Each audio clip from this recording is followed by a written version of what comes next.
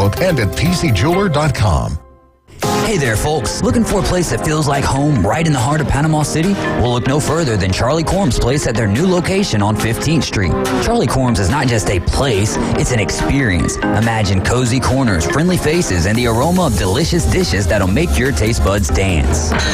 From sunrise breakfast to late night bites, Charlie Corm's on 15th Street has it all. Charlie Corm's place on 15th Street is now offering exclusive weekday lunch specials. Visit Charlie Corm's place on 15th Street. Look for the giant mural. Reliable Copy Products is proud to be the exclusive dealer in Northwest Florida for Kyocera office equipment. Reliable Copy Products has been committed to providing professional, personalized service for the last 35 years. They understand that the right equipment does not always fall within today's budget requirements, so they offer several options for the equipment you need today for the growth you expect tomorrow. Call James Smothers at 784-6601. 784-6601. Reliable Copy Products on Harrison Avenue, just north of Bay High School.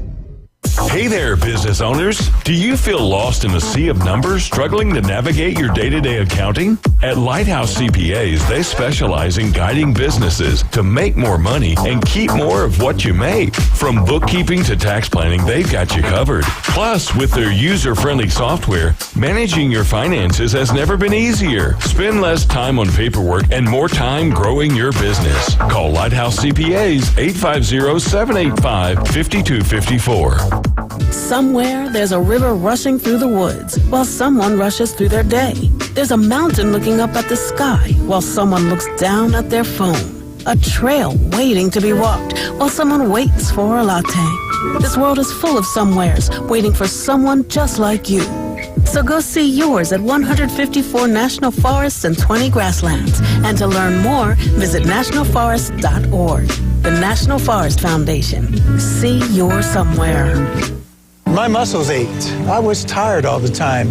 My son had a full-blown asthma attack. It came out of nowhere. The unsettling thing about some symptoms is I had a fever and these terrible headaches. You don't always know what's causing them. It was Lyme disease from a tick bite. I had Zika virus from a mosquito. He had a reaction to cockroach allergens. Threats to your health can come from unexpected places. Get the facts. Visit pestrule.org. A public service message from the National Pest Management Association. WPLQ Port St. Joe, WGSX Lynn, powered by Panama City Toyota. ESPN Northwest Florida. It's the next evolution of sports talk radio. The biggest stories and the biggest reactions. Now. And now we're taking with the first pick. This is the last ball you got in the bag. The Inside Drive. From college to the pros, interviews with the newsmakers, sports betting, your phone calls, and more. And now, The Inside Drive with Ryan Mulvey. Broadcasting from the Bill Kramer Chevrolet Buick GMC and Kramer Marine Outdoor Studios on ESPN Northwest Florida.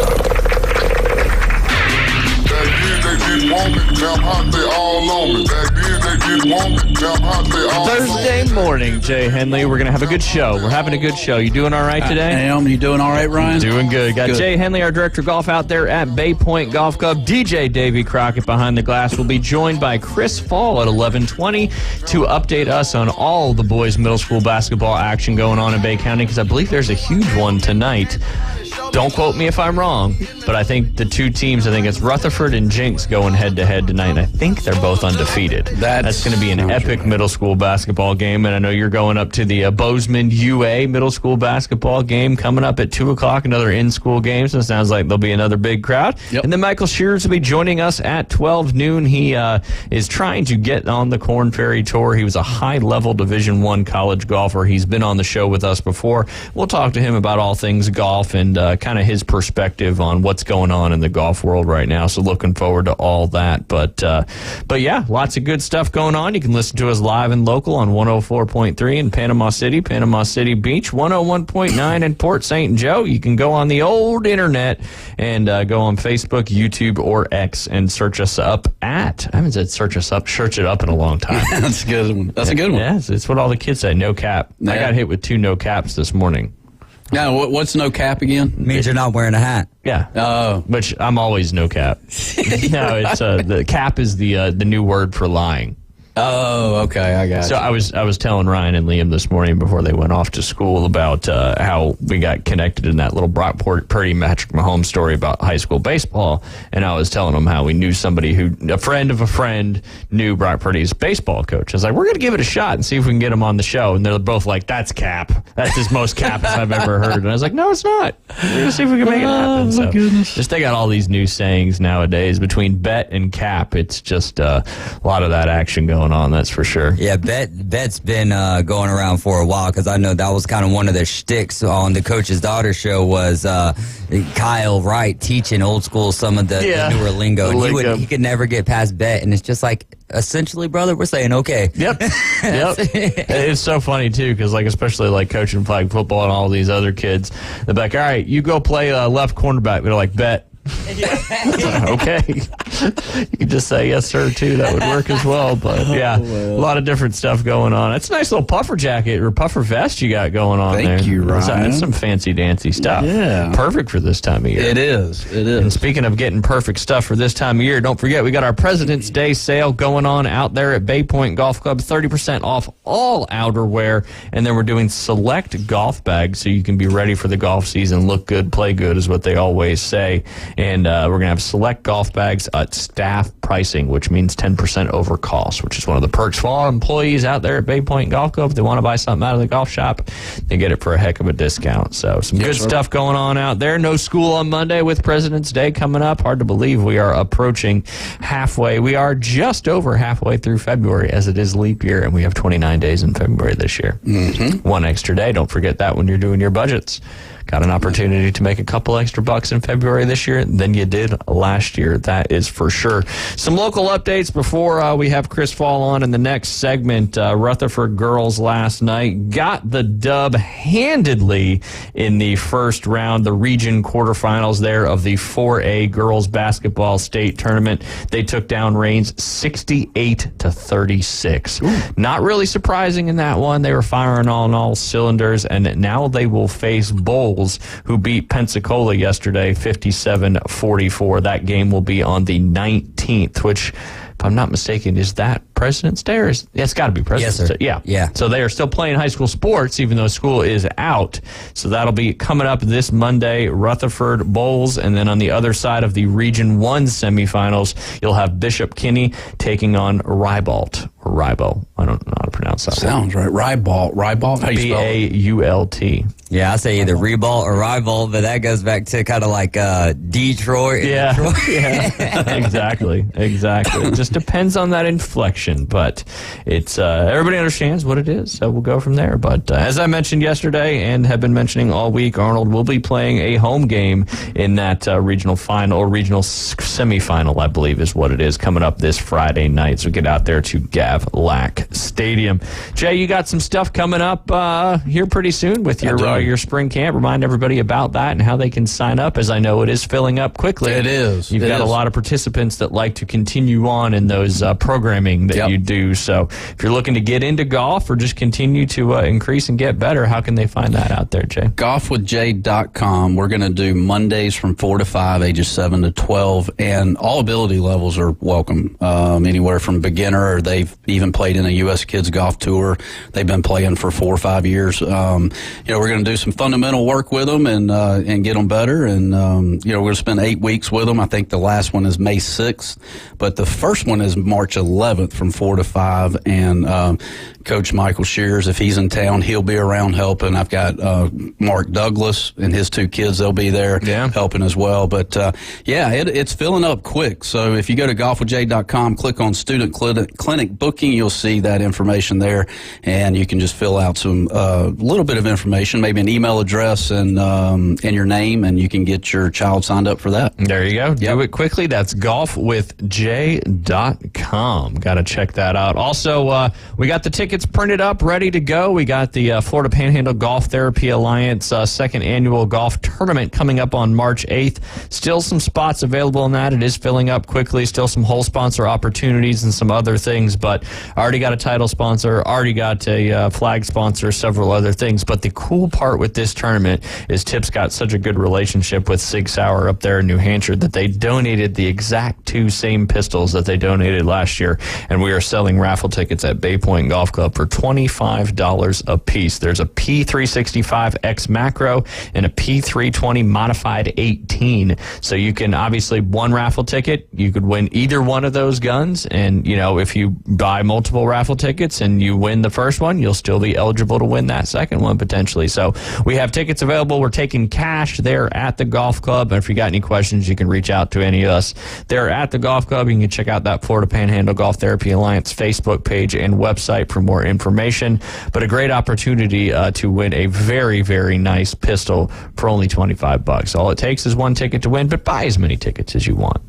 For a good cause. Yeah, absolutely. Yep. For a good cause that you're very heavily involved with, yes. right? And yep. I know Tip's had some people coming in from out of town, and that's what's starting to see cool now, too, is he's got people coming from other parts of the country coming right there to Bay Point Golf Club to learn how to play golf in that Paramobile. I know there's a young family that came over from Louisiana late last year and just got them a Paramobile and got playing golf again. And what's wild with that Paramobile is a lot of these people haven't stood in however long since the injury happened. So just to be able to get people vertical again so they can swing, it's just an amazing thing. That's what's so awesome about golf. Yeah, like how could you explain a Paramobile to somebody that's never seen it? I guess it's like a cart that's three wheels or four. I'm not sure. It's three wheels. It's 3 wheels. And it basically stands you up into a golf posture position, but it holds you, obviously, the people that are, either paralyzed or paraplegic or have partial stuff and they can't stand on their own. And what's so much cooler about the Paramobile than just your traditional, we dealt with them a lot up there in Augusta when Wedges and Woods and all of them had a lot of these carts, but they would just turn you and it's really just would be swinging from a seated position with your upper body, which isn't necessarily good for your upper body and a lot harder to hit a golf ball that way. So the Paramobile, it was designed specifically to help people stand up and be able to swing a golf club almost as normal as what they call able bodies out there trying to play some golf. So now he's got people coming from other parts of the country right here to Bay County and Bay Point Golf Club to learn how to use the Paramobile and get out there on the golf course and play some golf. And that's why I've always loved golf is, there's things that you use your mind with. Obviously you may be sitting at a desk from 8 to 5, you're using your mind, but golf, you use your mind and body at the same time. And that's the cool part about the game. Absolutely. So, Tuesdays from 8:30 to 10 o'clock, Florida Golf Therapy Alliance. Come have a cup of coffee with us at 8:30. Hit some golf balls at 9. And most guys have gotten to the point where they just go out and play golf together those last 3 holes.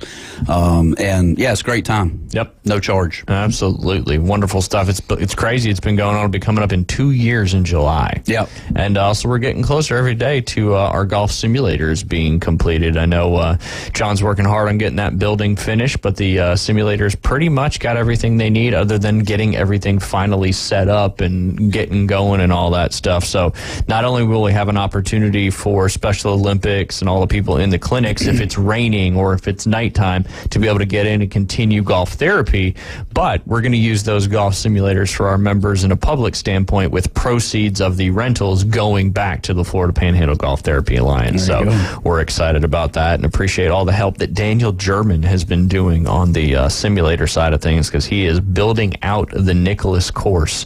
So you'll be able to play the Nicklaus course on both of our golf simulators. That's cool. There is maybe rumors, too, that the Meadows course may make it into the golf simulators as well. So the Meadows course may be back, just not in real life, which you'll be able to play it on a simulator. I was kind of getting excited over here.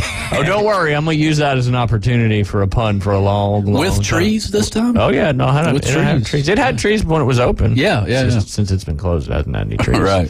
But yeah, so that'll be really, really cool. Excited about that. We'll be looking to do some leagues, some closest to the pin competitions, long drive competitions, or if you just, want to play golf indoors on a simulator with a couple of your friends for an hour or two, it's easy to do. And a lot of cool stuff going on with simulators nowadays because the technology has come such a long way. They've, one, become a lot more affordable, but two, the actual gameplay of the simulators is becoming more and more realistic as again, technology just continues to get better and better and better. Did you watch any of that Auburn basketball game last night? Auburn and...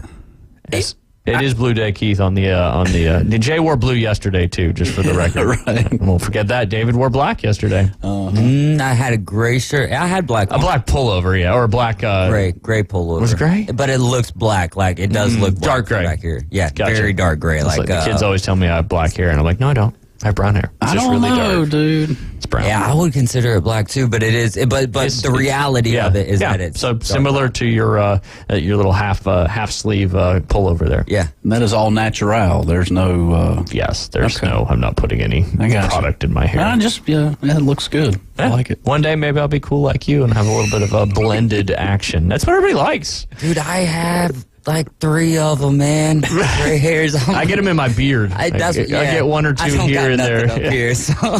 Everybody says it's wisdom, but I don't know how much wisdom I've got. No, if they listen to the Inside Drive, they know that's a lie. Or it's cap. Sorry, it's cap. It's cap. Yeah, my hair color is transparent. Yeah, see right through to the skin. It's there. It's just transparent. I like that. That's the politically correct way to say bald. Transparent. You just started a trend there, right there, David Hayes. Good stuff. But yeah, anyway, Auburn basketball last night. Didn't watch any of it. I was score watching a little bit, but I was watching qualifying for the Daytona 500 last night. What happened in that? Joey Logano. Your forwards are going to be row 1. So you got Joey Logano's got the pole. Joey Logano's got the pole, and then we've got the duels this evening. You got 2 races fighting for the. Well, you watch those races tonight, and then you report back to us tomorrow on the Inside Drive how the duels went. I will, but under the lights, right? Under the lights, but if Auburn, South Carolina was a little better of a score, I probably would have kind of tuned down a little bit. But Auburn at home is Auburn amazing. Got out to a hot start. Obviously, we talked to Brad Locke a couple days ago about the previewing that game on Tuesday that went down yesterday. But kind of what happened early on in that game is Auburn was able to kind of continue some possessions and got a lot of offensive rebounds early in the game and just got out ahead of South Carolina. They could never play catch up because that's the thing. When Auburn loses, they don't get out to a good start, and they're not good at playing catch-up. So then what happened yesterday is they got out to a hot start, and then South Carolina couldn't play catch-up, but ended having a 40-point victory, 101-61 up there at Neville Arena. Bo Jackson was in attendance, getting the Auburn faithful fired up, and Valentine's Day didn't seem to affect the Auburn crowd there, as it was loud and it was raucous, and there was some pretty exciting stuff going down. But largest margin of victory for an Auburn men's basketball team against a ranked opponent ever. So pretty cool stuff happening there, but they just got to continue that trend and find a way to win some more games on the road. They got a couple big ones coming up. I know I don't know if it's their next one. If it's not their next one, it's the one after that. I'll click on their thing real quick here and get the schedule, but I know they got Kentucky coming up as well. Yeah, Kentucky will be this Saturday again at home on ESPN 5 p.m. tip-off. That'll be right here, I'm assuming, on ESPN at Northwest Florida, which is some awesome stuff. Look at Chris Fall wearing a Team Dynasty polo. You just can't. He could have wore a Chiefs jersey, which, I mean, I would have expected because congratulations as well. But looking good in that Team Dynasty team. I have a Suns travel ball team pullover as well. So there you go. It's just how it works. It's all that good stuff. But yes, Broome Williams had a great game last night and kind of knocked South Carolina down a peg or two. But the issue is that that old Crimson Tide still leading the SEC by a half a game over both Auburn and South Carolina in that one. So gotta win out. Bruce Pearl really covets that SEC regular season championship, and he's gonna try to get it done as they got Kentucky this Saturday coming up at home, but then they go on the road to face your Georgia Bulldogs, Jay, and then have to go up to Knoxville and play Tennessee on the 28th. That'll round out their February schedule. And then Mississippi State, Missouri, and Georgia at home to round out the season. So So far, great season there by the Tigers. Alabama leading the SEC. You don't hear the Alabama faithful as much being excited about basketball as they are about football. Yeah.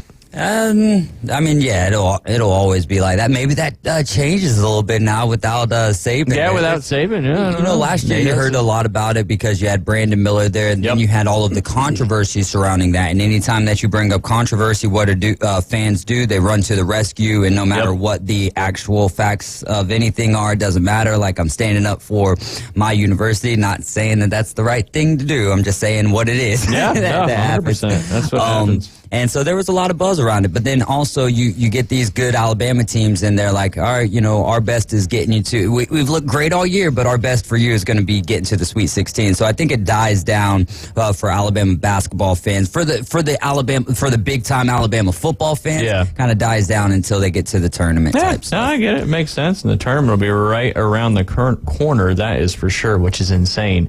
We're getting close to that March Madness time, that is for sure. But Alabama's next few opponents, they got Texas A&M at home this Saturday, and then they get Florida at home, which is good because going to Florida is always a tough place to play. Then they go at Kentucky, at Ole Miss, home against Tennessee, at Florida, and then round out the season hosting Arkansas at home. So a lot of pivotal games for both Auburn, South Carolina, Tennessee, and Alabama to see who's going to be that SEC regular season champion as they will go into the tournament that second week in March up there in Nashville, if I believe, right? Basketball tournament. The SEC tournament is, I believe it is in Nashville. I think it is too. Yeah. Up there at the arena where the... Because I think they had it in Tampa not too long ago. I think it was Tampa last year. Yeah. But it's been in Nashville before, but it may rotate a little bit around. But I'll check where that's at. But that was huge for Auburn, though, last night. Real massive. Quick. Yeah. What was it, 101-61? 101-61, 40 points on margin. the road. No, at home. Oh, no, it was at home. That's right. Yep.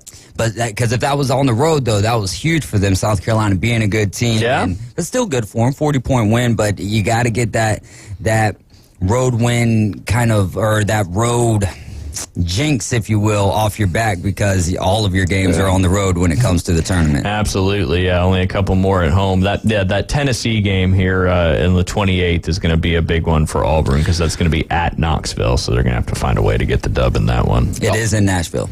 Yep, there you go. The Auburn faithful just needs to travel. That's what they need to do, I guess. Yeah, there you go. Yeah. I think they do, but it's just tough. Like Brad Law was talking about on Tuesday, like it's always more difficult to play on the road no matter what team you are because you're not comfortable. Most of your fans aren't there. You're going to get the best game and the best fan aggressiveness from the other team every time you go play. You're one of the better teams in the country, but that's the crown you earn or have to wear and have to deal with about being a good team. You got to zone that stuff out. I mean, it's got to be tough. Yeah. I can't imagine. It's just a hoop, right? The ball's just got to go through the hoop. That's all it's got to be. Yeah. And speaking of the ball going through the hoop, when we get back from our break, we'll be joined by Chris Fall breaking down all the middle school boys basketball action. Also going to talk to him why the middle school boys basketball, some of these teams are so darn good and what attributes to that. And I think it has to do with a lot of what him and a lot of these other local coaches do from a travel ball standpoint and just having kids work. A lot of great work going on in Bay County, that's for sure. You're listening to The Inside Drive. We'll be right back with Chris Fall.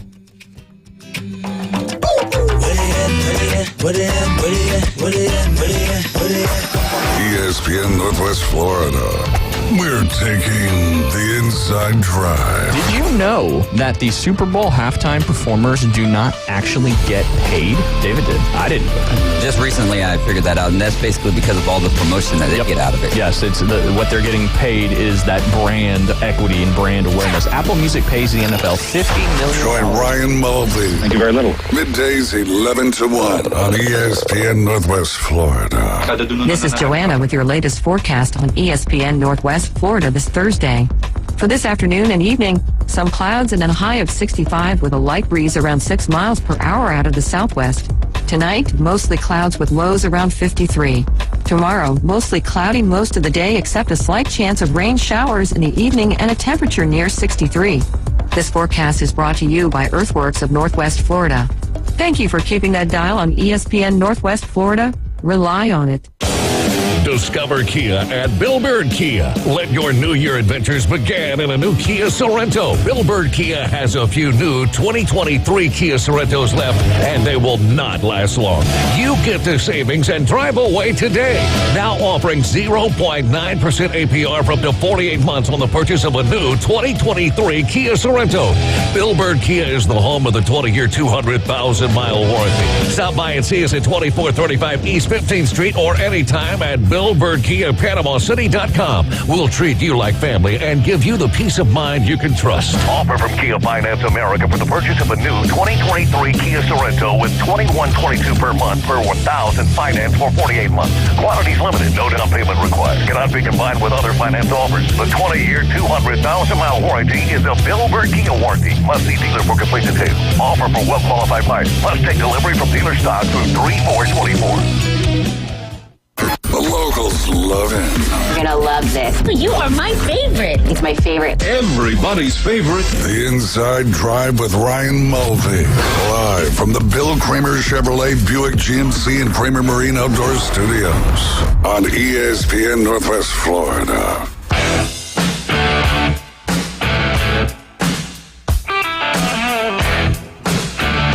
Hey, and welcome back. You're listening to The Inside Drive live here on ESPN Northwest Florida. Excited to have good friend Chris Fall in studio with us today. We talk about local sports here in Bay County all the time and the importance of Southern Elite sports and these pipelines that we have to continue kids up into the middle school level, into the high school level. Because let's be honest, the better sports are in your county, the better it is for everybody. And I think that's a proven fact. Chris, how you doing today? Good, guys. How are you today? We're doing good. Excited to have you in. And, we talk a lot about middle school basketball. Jay's a little bit involved with the Bozeman boys team, but there's a big one coming up tonight, right? Huge game. So you have new on the block, Rutherford, always great athletes at that school, and first year that I'm aware of that they're back in the middle school scene, undefeated. Wow. On the other side of the coin, you got defending champ Jenks. Last year, absolutely solid season, had a loss right before the playoffs, went ahead and revenged that loss against Surfside and had a great run to get the championship. So this game today, I'm not going to sit here and go out and fill the county, but I'm telling you, this has got some really high-level middle school basketball players in it, guys that are going to go on and play high school and probably be JV and varsity in their freshman year. So that's awesome. Exciting game. That's awesome. And, Jenks, brand new. Where's it at? Is it Rutherford or is it Jenks? Okay. It's at Jenks. Beautiful facility, too, after the hurricane and that rebuild. We played some volleyball games and some basketball games on the girls' side in there and got to see it firsthand. Just a beautiful gym, and I'm sure there'll be a big crowd for that one, that's for sure. We were talking a little bit the other day about the Bozeman and Merritt Brown game and the 8th grader that had passed away so tragically, and the support that both of those schools showed for him. But the interesting thing is they have some in-school games, and that was an in-school game at 2:00, and you guys got another in-school game coming up today against University Academy. That's right. And that was my first one on Tuesday, and I know they were honoring Michael Mueller, and that was fantastic. But man, what an experience, an in-game or in-school game, man. I mean, the kids were just off the charts. I mean, it was Is that really something cool. that happens fairly common with middle school basketball? I think most schools do maybe one game a year, some don't, but it's a great way to promote that booster club feel kind of from the school. And a lot of kids, if they got to come and see a game, if you probably experienced at Bozeman at 4:00, does the kid stay for an hour after school to watch basketball or soccer or any other sport? Yeah. Probably not. But the in-school games are a great way for morale. Yeah, and I guess my coaching thing was I'm sitting there and I'm watching 800 kids, that aren't on the basketball. And as they're walking into the gym, I'm like, oh, there's a basketball player. There's a basketball player. These kids should be playing basketball, But, it was really cool. I mean, the middle school thing, you got the band, you got the cheerleaders, you got 800 students. I mean, what a great and that's just very uncommon when it comes to most of these middle school sports. But, again, it goes to the point, most of these middle school games are at 4:00. And, unless they have friends on the team or really care about it, it's just hard to get them to hang around and support. Well, one of the reasons I think this 2:00 in-school game is for today is, Bozeman's playing Cottondale, the high school. That's a I want to say a district championship game. It's at 7:30. No, Bozeman won their first district championship in school history. So this is it's either a regional quarterfinal or regional semifinal. I'll pull it up here in a second. For 1A region, it's a semifinal. There you go. Yeah. They got one less game, one less round than on region or on the 1A state tournament. Yeah. So that's at 7:30. That makes sense. Yeah. That makes sense. And I'm sure there'll be a big crowd out there for that one, especially with how well Bozeman's done this year. And Bozeman's just lighting it up on the sports side of things. But Chris, getting back to the pipeline and these kids coming up through the ranks, you obviously are involved in it, Southern Elite Sports, but all these travel ball organizations, these groups of people, how important is that stuff to continuing these pipelines of these awesome athletes that are coming up through the ranks? How much time do you have? That's as much time as you want. My point being that that's a different answer depending on who you ask. A basketball trainer is going to tell you training is more important than the reps of a practice in a basketball season of travel. A coach is going to absolutely tell you get on the court as much as possible, get those game reps. For me, I think it's really a go at your own pace. A beginner developmental player obviously needs basics, needs the rec leagues. There's many options, not just SES, Lynn Haven, the beach. There's some really good leagues, especially for those kids that are starting, where I think you've experienced and I think is important is gauging the level of talent and then fielding a team in an upper or lower division, or is my boy or girl ready for travel versus maybe we should get some more training in. So to my point, I would think that I'm excited that Southern Elite Sports has offered us a year-round option with camps, with 3 leagues a year that go 10 weeks each session. And you even seen in football, right? I think we're up to 2 a year now in football. Yeah. But the reality for me is it's undeniably, if you watch the last 4 years of all the basketball and the hoops culture in Bay County, seeing the kids where they were in 4th and 5th grade now hitting their 9th grade, 8th grade, I think the talent level's undeniably gotten better. And it's not SES, it's everyone putting in time. It takes a village to change a hoops culture. Community, so it's exciting. It's our coaches, it's our referees. We have a huge group of people. But to answer the question in short, I would say that travel basketball is a way to expand your game. Unfortunately, it's a sport that requires a little bit of money, so some people don't have those opportunities, and the community has been wonderful in sponsoring teams. But to get back to it again, I think it's super important that kids stay involved year-round if that's their dream, if that's their commitment. I always tell my travel kids, if you're just practicing with me and playing games with me, you're not doing your job. You still need to be out on the driveway, pick up that ball if that's your true passion. And I'm excited. There's so many opportunities there. We're not the only travel org in town. There's 2 or 3, and they're all quality. They do a good job. Well, and you guys do a good job, too, of bringing some of these tournaments into Bay County as well. I mean, I know with Southern Elite Sports, you guys have hosted a few tournaments. So, if people, like you mentioned, don't have the opportunity to be able to travel every weekend and spend money on the hotels and all that stuff, there's kind of that happy medium, too, with if you got a tournament team locally that you can put together, they can participate in these tournaments as well, which arguably is a little bit higher level of basketball, if that's fair to say. It's 100% a higher level of basketball.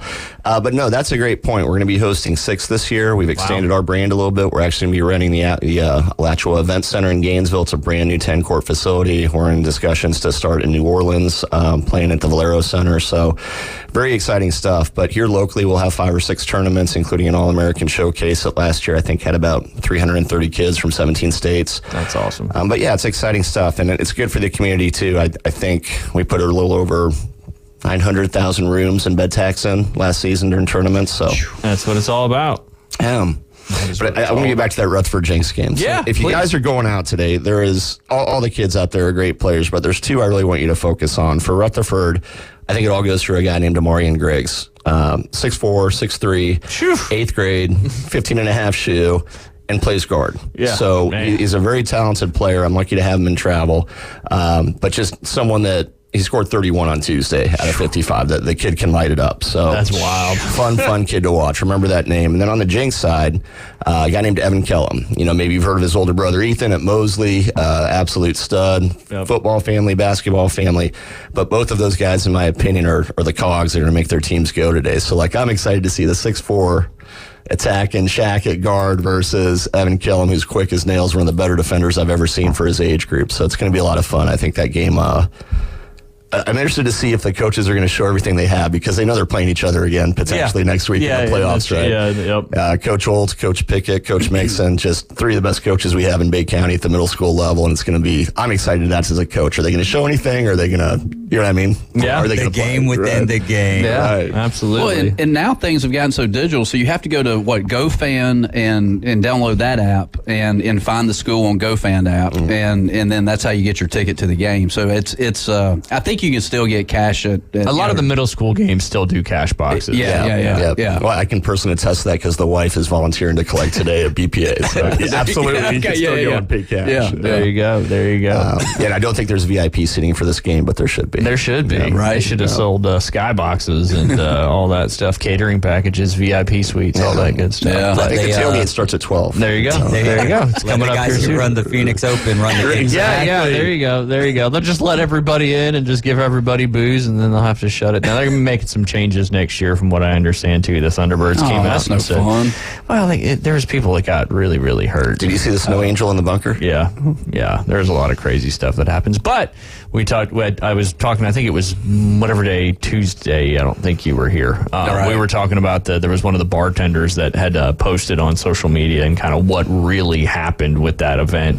And basically, like, the people at the gates just started letting everybody in. And then the people in the VIP skyboxes were just giving everybody alcohol. And eventually the fire marshal just shut it down and said, we can't do this anymore, because there was 500,000 people at one golf tournament venue. And 500,000 people that's insane when you think about a golf tournament. Yeah. Like, the Masters never actually divulges their numbers, but I mean, you're talking 30, 40,000 people a day. 500,000 people at one golf tournament. Bad stuff's going to happen. It's just part of it. But the Wasted Management Open, is that what they called it? They definitely started dubbing it that's for sure. But Chris, talk a little bit about Breakfast Point and some of the players on Breakfast Point and some of the other schools besides the two top ones there. That's a great point. I mean, I'm biased because I have a lot of these kids in travel. Of course, age, but and you should be biased. Yeah, and one of the things I want to focus on too is the wave behind that. I mean, I don't think Bay County knows, but 7th and 6th grade has some phenomenal basketball players.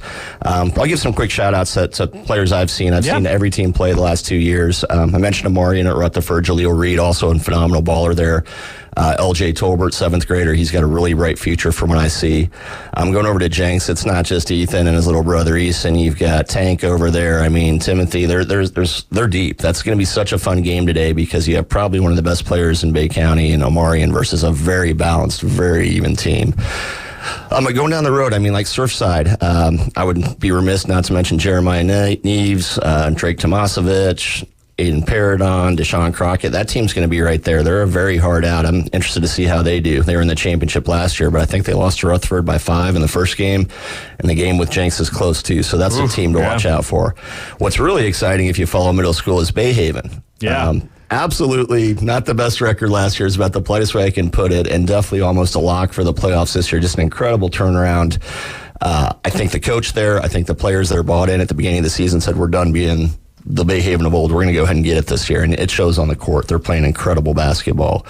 They have a younger player there, Ryu, that I think is going to be a really solid player down the road, especially when he hits 8th grade. Just phenomenal handles, good shooter. You mentioned Merritt Brown in that emotional situation. There's a kid there that was an absolute, if they had all county for middle school football, Blake Durham, football player playing basketball, but basketball is really catching up. I think he was the leading scorer from what I saw of that game against Bozeman the other day in the gym. But very emotional day for him, right, with the presentation to the parents. I talked to him after that, and it was quite a day for him. So speaking of Bozeman, we've seen an incredible season at the high school and JV level for that team. Building year for the other team, right? The middle school team, but I think Bozeman's success at the upper levels will translate down the road to success for middle school. Absolutely. Breakfast Point, there's 2 guys there that I think are very solid. Obviously, Aiden Ubry has been a wonderful player and guard for them. My son Kurt's put up some really good numbers for Breakfast Point as well. Am I missing any of those schools there? I think I've touched on pretty much everyone. University Academy. Yeah. Gosh, Ryan, that's the one you got to make sure I know. They're in a building year as well. Right, but with that being said, we'll have a gym next year, so that'll be exciting. I can't wait to rent it. Yeah, exactly. That's a whole other topic. But no, over at University Academy, I think Kingston Paul, if you've heard that name, his older brother is a football stud here in the high school days, and Kingston's an incredible athlete. I think Jaden Daniels is an incredible player over there too. So if you follow the middle school basketball, there really hasn't been a ton of blowouts. There's been some, but for the most part, the games are getting into the 3rd, 4th quarter, and the starters are still out there, and it's exciting. So for me, I love the parity, although I do think Rutherford and Jenks they're kind of the cream of the crop. And then you got Surfside and probably Merritt Brown and Mowat. Or I'm sorry, Surfside, Bayhaven, and Mowat right behind that fight for the last two. It's going to be a really good playoffs this year. Yeah, that's awesome. And I haven't really been involved in middle school sports before, but now that Ryan's been playing all these middle school sports, I've learned so much. And like you were talking about Bayhaven, and Ryan's played basketball, volleyball, and now she's playing soccer. And Bayhaven on the girls' side has just been strong, not only in basketball but volleyball. But the soccer match the other night between University Academy and Bayhaven that ended in a 1-1 tie was some of the best soccer I've watched in person in a long time. And it's so exciting to see that stuff like you talked about, because we know in a couple of years this is all going to start translating into the high school level, which is, again, like what you said with Bozeman, is the success at the high school level is going to bleed down. It's just natural. It just has to happen because kids are going to see that and they want to be part of it, and you're going to start pulling in better talent and better kids. But Bayhaven and kudos to, and also a shout out to UA. Their girls soccer team is stout. It's got some really good players on it, and I'm having a feeling it's probably going to be Bayhaven and UA not next Monday, but the Monday after, potentially, in that championship. Does Faith play soccer at UA, Faith Alvarado?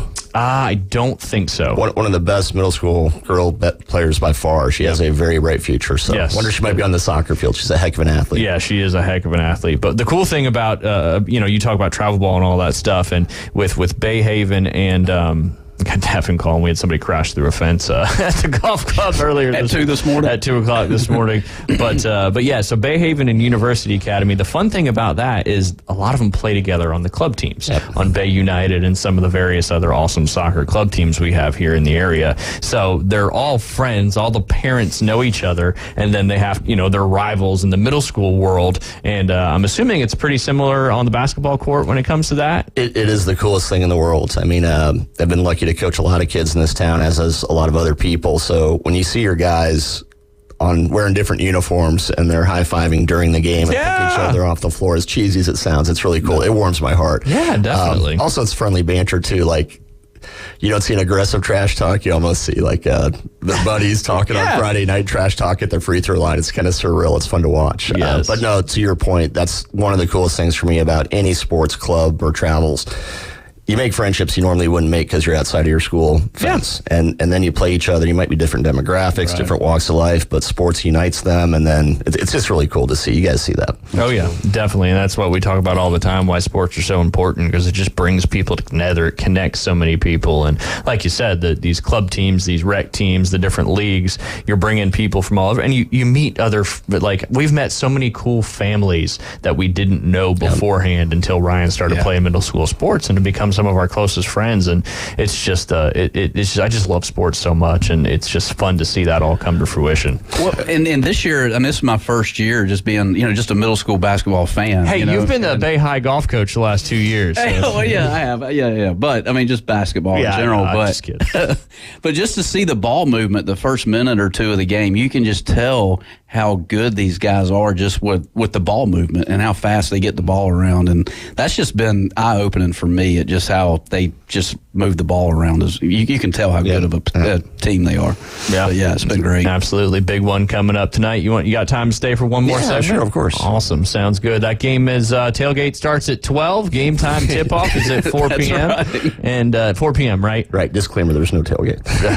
But you can start one if you want to. Right. It's got to start with one person. Somebody's got to start it. So all that good stuff. But hey, you never know. Might have some tailgates going on for some middle school playoff games. That's right. Hey, to each his own. Got to make stuff happen. Although probably a lot of people working too, but we'll figure that out. When we get back, we'll continue talking about some of these local middle school sports travel. And then I'm also going to get Chris's opinion on who he thinks are some of the front runners to win the NCAA National Championship in men's basketball, as it's coming up very, very quickly as we're winding down the regular season. You're listening to The Inside Drive live here on ESPN Northwest Florida. We'll be right back.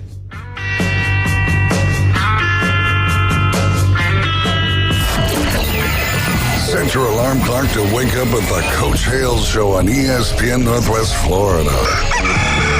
In-depth local and college sports from expert insiders and a dash of controversy. Can be deadly. Weekday mornings 7 to 9. Nothing says good morning like a drunken human alarm clock. You're live from the J. Michaels studio. We all know he loves the Florida Gators, but that's okay. ESPN Northwest Florida. I can control the world. In the jewelry business, there is no substitute for experience. David Adamson has over 46 years of experience, 32 of those in Lynn Haven. Designing and creating fine jewelry is more than a job for David, it's a joy. If you're looking for a spectacular jewelry design that says you, or perhaps you need your jewelry repaired, look no further than David Adamson Designer Jewelry. All work is done in-house and always to your complete satisfaction. Stop in today at David Adamson Designer Jewelry, 830 Ohio Avenue in Lynn Haven. They're on Facebook and at tcjeweler.com. Bestway Portable Buildings has been your portable building specialist since 1989. Before you invest your hard-earned money someplace else, owner Jason Mulder invites you to stop by Bestway and get a quote on just about any size building. And whether you buy with Bestway or not, it's worth the trip just to meet Bestway Buddy. Say hello, buddy. Good boy. Bestway Portable Buildings, just north of Harts Marine on 231, and online at bestwayportablebuildings.com. The best in portable, period. Tell them Buddy sent ya. Did you know that fees associated with real estate closings are virtually the same from one title company to the next? So what sets South Oak Title apart? Effective communication, customer service, expertise, and technology. If you're buying or selling real estate, refinancing a residential or commercial property, tell your realtor you want to close with South Oak Title. South Oak Title, with locations across the Southeast, including Panama City Beach, Inlet Beach, Destin, and Fort Walton Beach. Visit them online at southoaktitle.com. Broadcasting live from the Bill Kramer Chevrolet Buick GMC and Kramer Marine and Outdoor Studios. Have a quick stretch first. The Inside Drive with Ryan Mulvey. Must have pulled something playing hoops last week. And Jay Henley. I know you're not putting that rock up from here. You ain't got no Jay. ESPN Northwest Florida. And welcome back. You're listening to The Inside Drive live here on ESPN Northwest Florida. Thank you, Dave, for sending me that text message. I was not paying attention to the Facebook comments, and we had a question from Isaac Strickland. And, we see this on the high school level, but with how good especially basketball is on the middle school level, are you seeing any middle school players moving to play at better schools? As in the high school jump? No, I would think going to I think he's asking going to a different middle school that may be a better basketball program. Well, I think we all know a hot topic is school choice. Yeah, of course. At the high school level. So I think you do see that, to use a Chiefs phrase, matriculating down to the middle school. Yeah. I had a player, and I'm not going to say his name, who started at a charter school, got that full season, and then went to a BDS school to get a second season in middle school. So I don't necessarily agree with that, but I think it's something that if a parent and a family wants to take advantage of that, they can. But to answer Eric's question, yes, I've seen... I can name 3 kids right now that are playing at different schools than they were at last year. Yeah, and because, that's obviously going to translate to their decision to what potential middle or high school they'll be going to at that point as well. Because at the end of the day, if a kid knows they have enough talent, and I think middle school about the time you're starting to realize that, okay, this kid continues on the path that they're on and keep working and developing, they may have a shot to play at that next level beyond high school. Is that fair to say middle school is about when you might start seeing that? Maybe the later years of middle school. I would actually say a little earlier. In basketball is a little bit of a different beast because social media has become such a pertinent brand. Have you seen Baby Gronk or the Jolly Twins in basketball or the Ellis brothers? Like, social media can get you to the next level almost as much if you got a good marketing team as being a good player. Yeah. So from what I've seen is, 4th, 5th, 6th grade, there's kids that are signing NILs in the travel basketball world. The Jolly Twins, I think, have $250,000 each, and they're in 5th grade. So to the question, yes, but the trend I'm seeing, the earlier the better. There's 3rd and 2nd grade basketball teams traveling to multiple states to play basketball. Flag football, the 7-on-7 has become a huge deal. That pylon 7-on-7 is insane. So, I think with overzealous parents sometimes, let the kids play, have fun. But if they have that track and this is really what they want to do, I have a kid named Preston Elliott that's out of Laurel Hill. Yep. And he probably puts in 3 to 4 hours a day on basketball. He gets at least 2. He gets up more shots than Curry. It translates on the court. He's the best pure shooter I've probably ever seen, at the youth level. So I'm one of those ones in the minority say, if this is your dream and your parents believe in you and you keep your grades up, push as much as you can. Yeah. There is never too much. I think I'm a little old school in that theory, like, oh, that's too much. No, if you have the time, you have the ability, and you have the money, sadly, then go for it. Yeah, definitely. Now, what do you think about, one of the hot topics of conversation, especially with youth athletes, is specialization in one sport. You hear it more from coaches nowadays, and we talked about an article article yesterday about Brock Purdy and Patrick Mahomes and how high school baseball really shaped how good of a quarterback they both have become because they were playing that game. What about playing the multiple sports and just your opinion on it versus specialization? And it may be a case-by-case thing because obviously everybody's talent level is different and stuff like that. But what do you think about playing multiple sports and not getting specialized too early? And if you do agree with that, when do you think specialization should really happen? So I have a unique perspective on that. We talk about that a lot as coaches. I am for it in some cases 100%, 100% against. Like I was a pretty good tennis player, went to state 3 years. Tennis, absolutely specialized. That is a sport that you need golf. Right? Yeah, those two are a different ball game. Playing football and golf, I don't know how the cross culture is going to help each other's sport, But other sports, I'll give you a good example. Randy Pittman that is at UCF, right? So Randy was an incredible basketball player, all county basketball. And when I talked to him, I think the last time we saw him was a tournament down in Tampa. Came over to watch his younger brother Charles that played with us. I asked him, I said, do you think you went too much? What would have happened if you just stuck with hoops? Because I'm a hoops guy, right? Randy, do you think you could have gone hoops? And he said, Chris, for me, I am the basketball player I am because of football. I'm the football player I am because of basketball. So for him, that cross-training, the endurance, the strength, the speed, it's different skill sets. But so short answer, I believe in it, but it has to be the right sports that you're cross-training. 100%. If you're a tennis player, you're going to throw your shot off. If you're specialized in track and field, how much does it really help to throw a football or catch a football? So. Yeah, no doubt.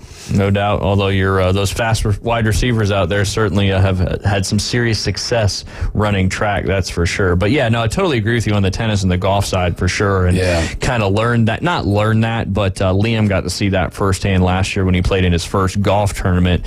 Two of the kids he played with in the 8 and 9 year old division, that's all they do. They play and practice every day. And one kid shot one over and the other kid shot 2 over. And Liam obviously expects to be able to do well, but hindsight looking back on it would have rather got him into a tournament with kids more on his level of competition. But golf's one of those things, and so is tennis, is, in order to continue on and play at a high level in high school or beyond, which I still think golf is in tennis the same way, the pyramid of going up to the top just gets so steep so quickly because of the talent and how much time and all that stuff. But crossing over between golf and football and all that, it just doesn't really make sense. But baseball and football, basketball and football, and those kind of all go hand in hand and keeping injuries from getting down a little bit. I had a question for you guys. You're the golf experts, right? So you see it too, especially instruction or who's playing at the club and all that.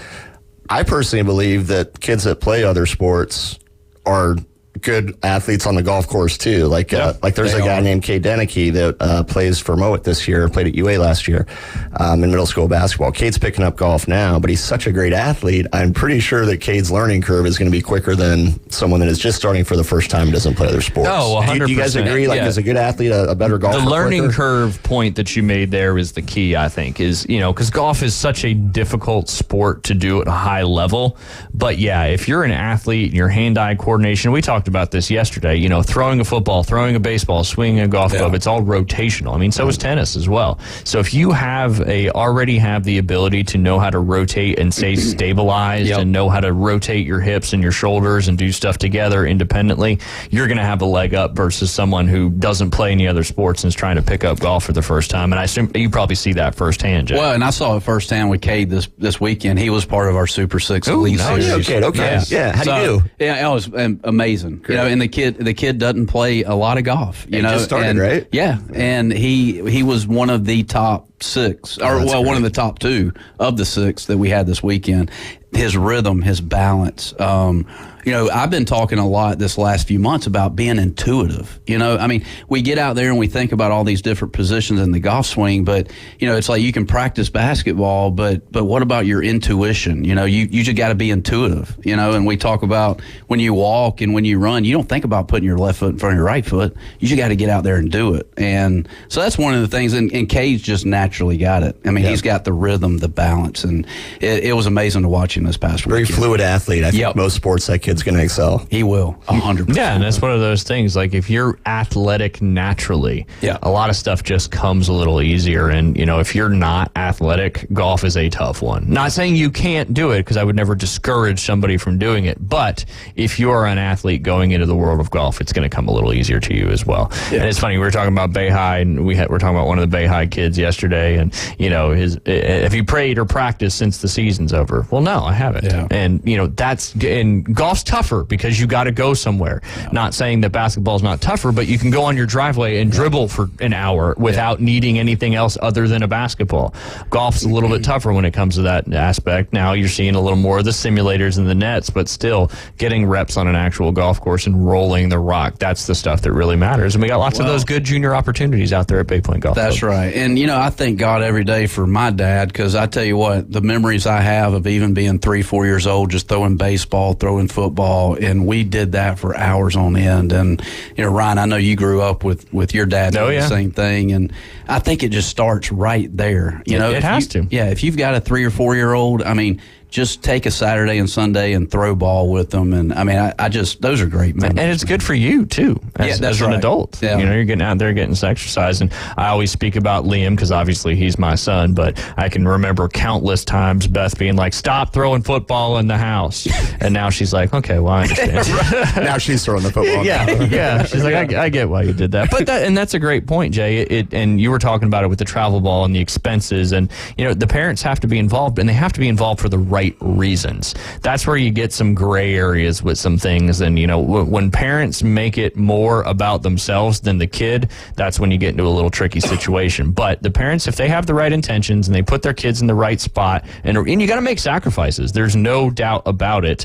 But we read an article, I want to say, it was probably on Tuesday as well, that somebody had put out there about Sean Purdy, Brock Purdy's dad, and really put it into perspective. I mean, you're wearing the heartbreak, you're wearing the triumphs just as your own, but you have to make those sacrifices for your kid to put them in those positions. And they may not go on to play college athletics, because most kids don't, regardless of how good or bad they are in high school. And it's so important, that parent involvement, especially on the golf side of things. And one of the saddest stories we had, and this was off air back last year, but we had a high school football coach from Georgia come down and spend an hour with us on the show, and he had a player that was invited to go hang out with Nick Saban for the weekend.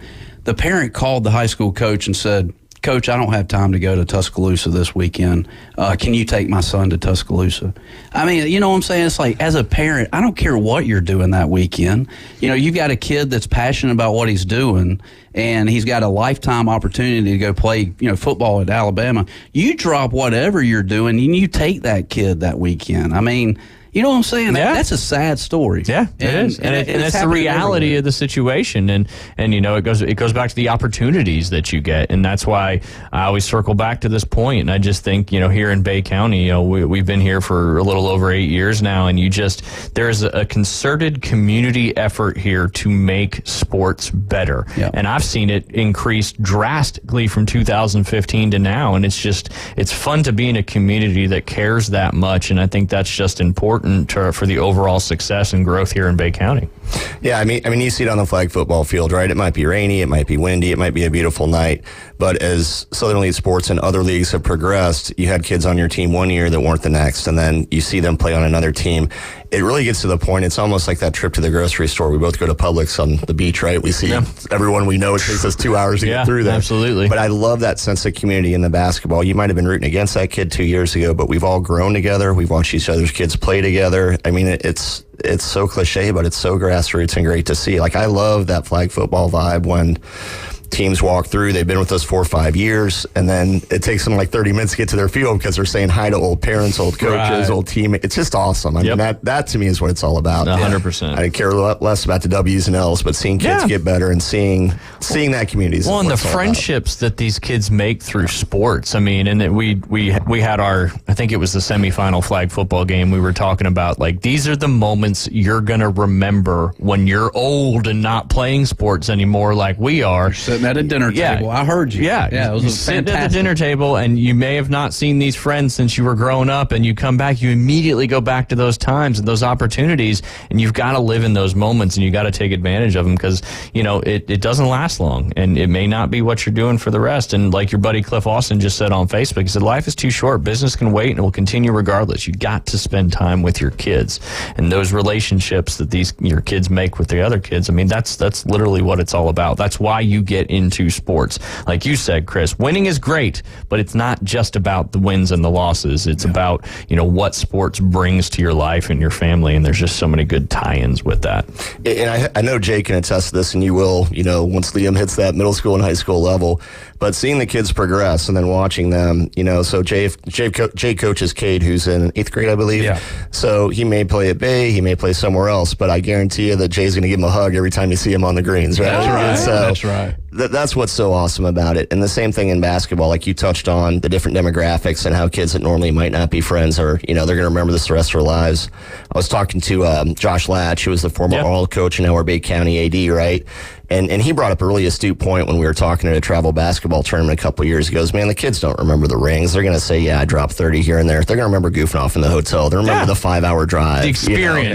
You know? Yeah. And to me, that's really true. I've had some of the best conversations with 5th through 8th graders on a drive down to Orlando for a tournament. It's just, it's invigorating for me. Yeah. Like, it keeps me young too. So absolutely. I'm very fortunate and humbled and lucky to be able to coach kids and work every night. Like, you ever hear the adage, a bad day fishing's better than a good day at work? Yeah. A bad night of basketball is better than any day of work all day watching kids play. 100%. No doubt about that. That's for sure. We got about a minute left, Chris, before you got to take off. But remind everybody about the big game coming up tonight. Undefeated Rutherford to get defending champs Jenks, 4 o'clock.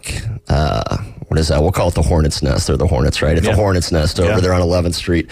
I would highly recommend you get there a little bit early. The gym is going to be full. There's not a ton of parking. They have some spots, but with school getting out and other sports, like, I would try to get there about 3:30. But exciting game. It's probably the first of 2, unless Surfside or Bay Haven have something to say about that. Yeah, there you go. There you go. I mean, it's just so cool that there's so much emphasis on middle school sports here in Bay County, because the more emphasis we place on those younger level sports, the better it's going to be for high school. And at the end of the day, that's what, you know, fuels your county and all that good stuff.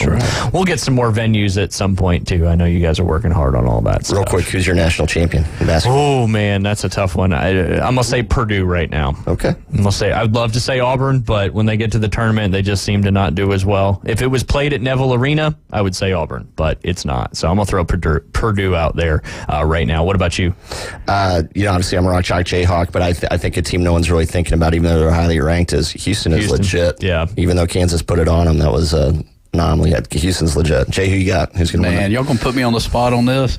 What, is UNC having a decent year? They're leading the ACC. Just lost to Syracuse, though, didn't they? Which, I mean, it's a loss. You lose in basketball. It happens. I've been wearing baby blue the last few days. Let's go UNC. You have. You look like you got that Tar Heel right on your, you could slap that right on your left chest and it'd be a UNC polo. Who you got, David Hayes? Oh, man, this one's tough. I want to go kind of to somewhere out of the Big 12. Give me Baylor. There you go. You've been riding that Baylor because it's not a bad play. Yeah, because of the football coach. As we get a little bit closer, we see what happens in the conference tournaments and stuff, then I'll have a better pick. But I'm kind of just putting my toes in the water in college basketball for this portion of the season, so we'll make a better pick as we get closer. But I love all of y'all's. There you go. Awesome stuff, Chris. We appreciate you coming in, and we appreciate everything you do for local sports here in Bay County, and look forward to having you on the show, and we'll report the score of the Jenks-Rutherford game tomorrow on the show. That is for sure. Looking forward to see who comes out on top in that one.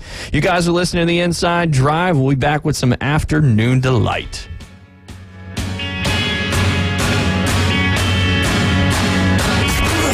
Northwest Florida.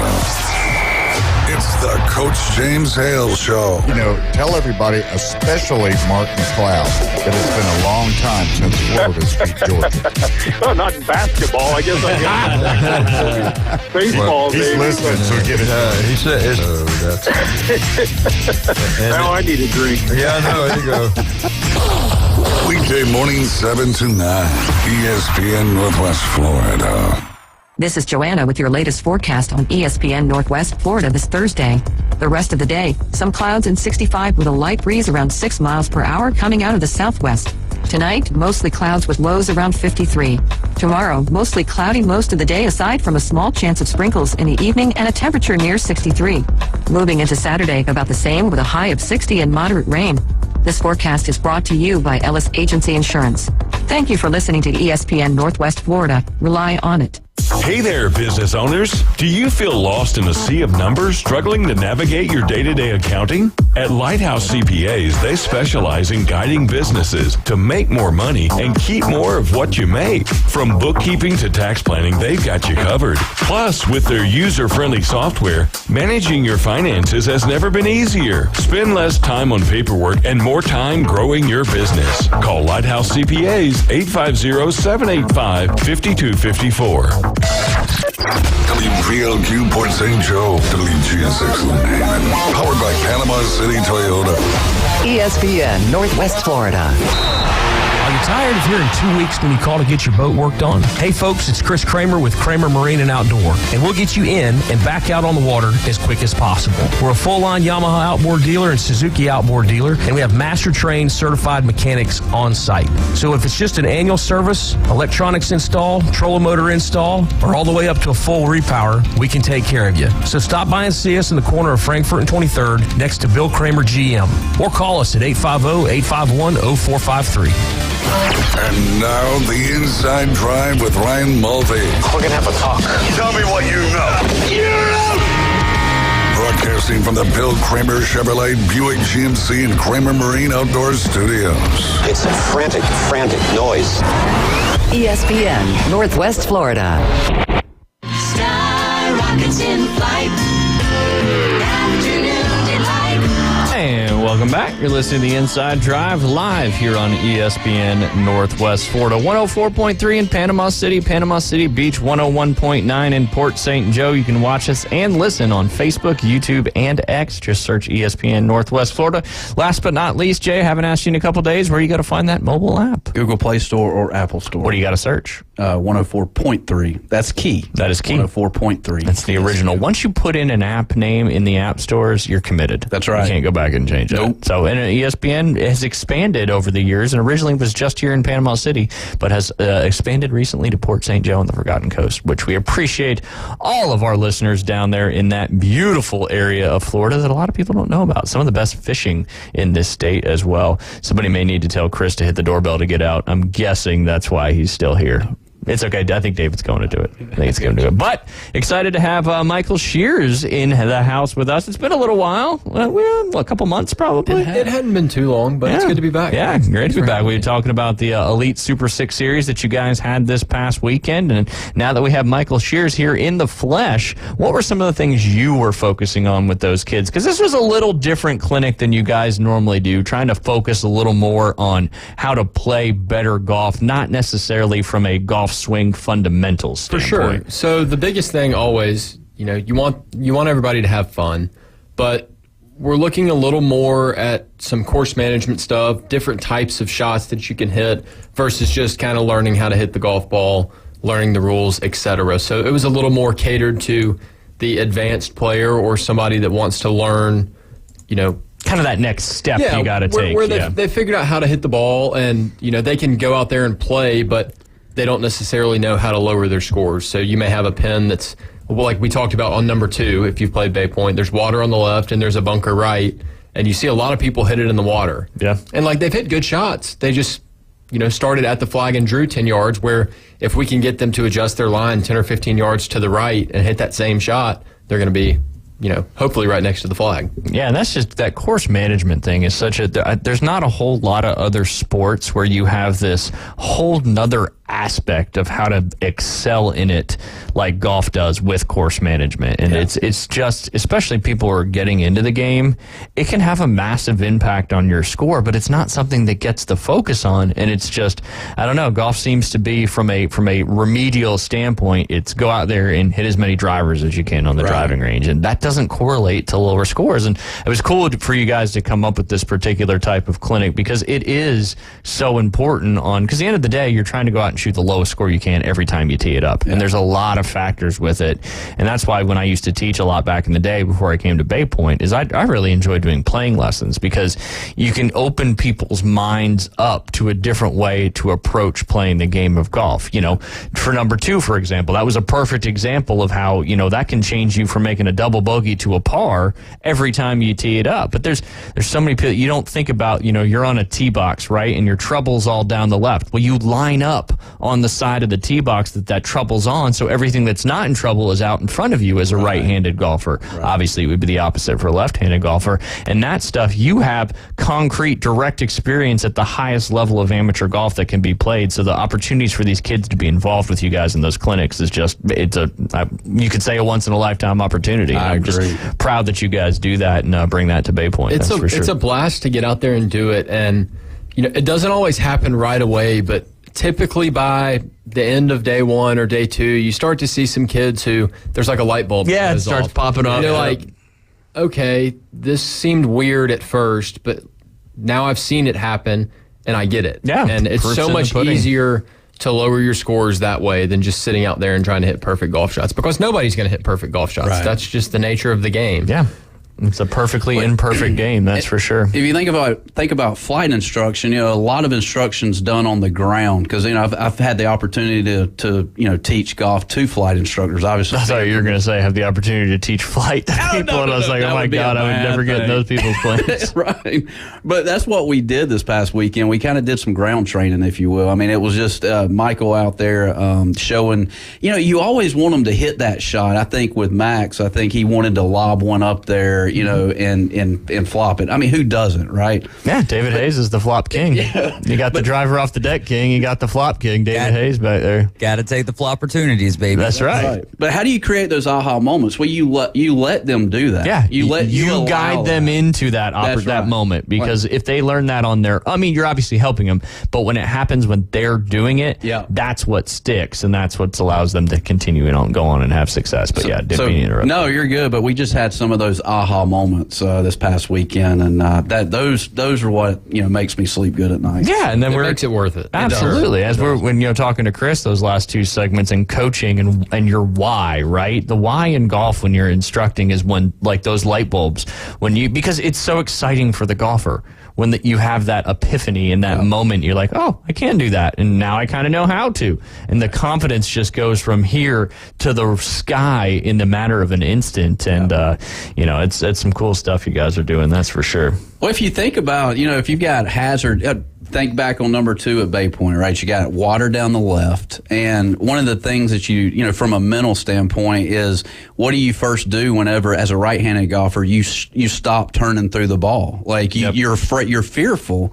And so I think that's what a lot of people, if you can gain that confidence and make sure that you just go ahead and turn on through it, you know, that's the key in trying to stay away from the hazards to the left. You know, it's that mental part, you know, that, and we gain confidence through some of that, you know, that we did with the Elite Series this weekend. It's just all confidence. Well, and that's, I mean, you playing obviously at the highest level of amateur golf, playing Division I college golf, you know that, you know, confidence has to be paramount because when you second guess at that level, mistakes get exposed and magnified, and that's where it really starts getting crazy. So if you can learn how to have that confidence that you were just talking about at a younger age, as you're really developing and honing your skills, that's when you go on to really be able to be a good golfer, because it's such a unique sport and it's so different than all the rest of the sports. Tennis is very similar for sure as well, because, you know, now tennis is different because you're playing on the same court every time against an opponent, where golf you're playing on a different hole, different weather, different conditions and that kind of stuff, but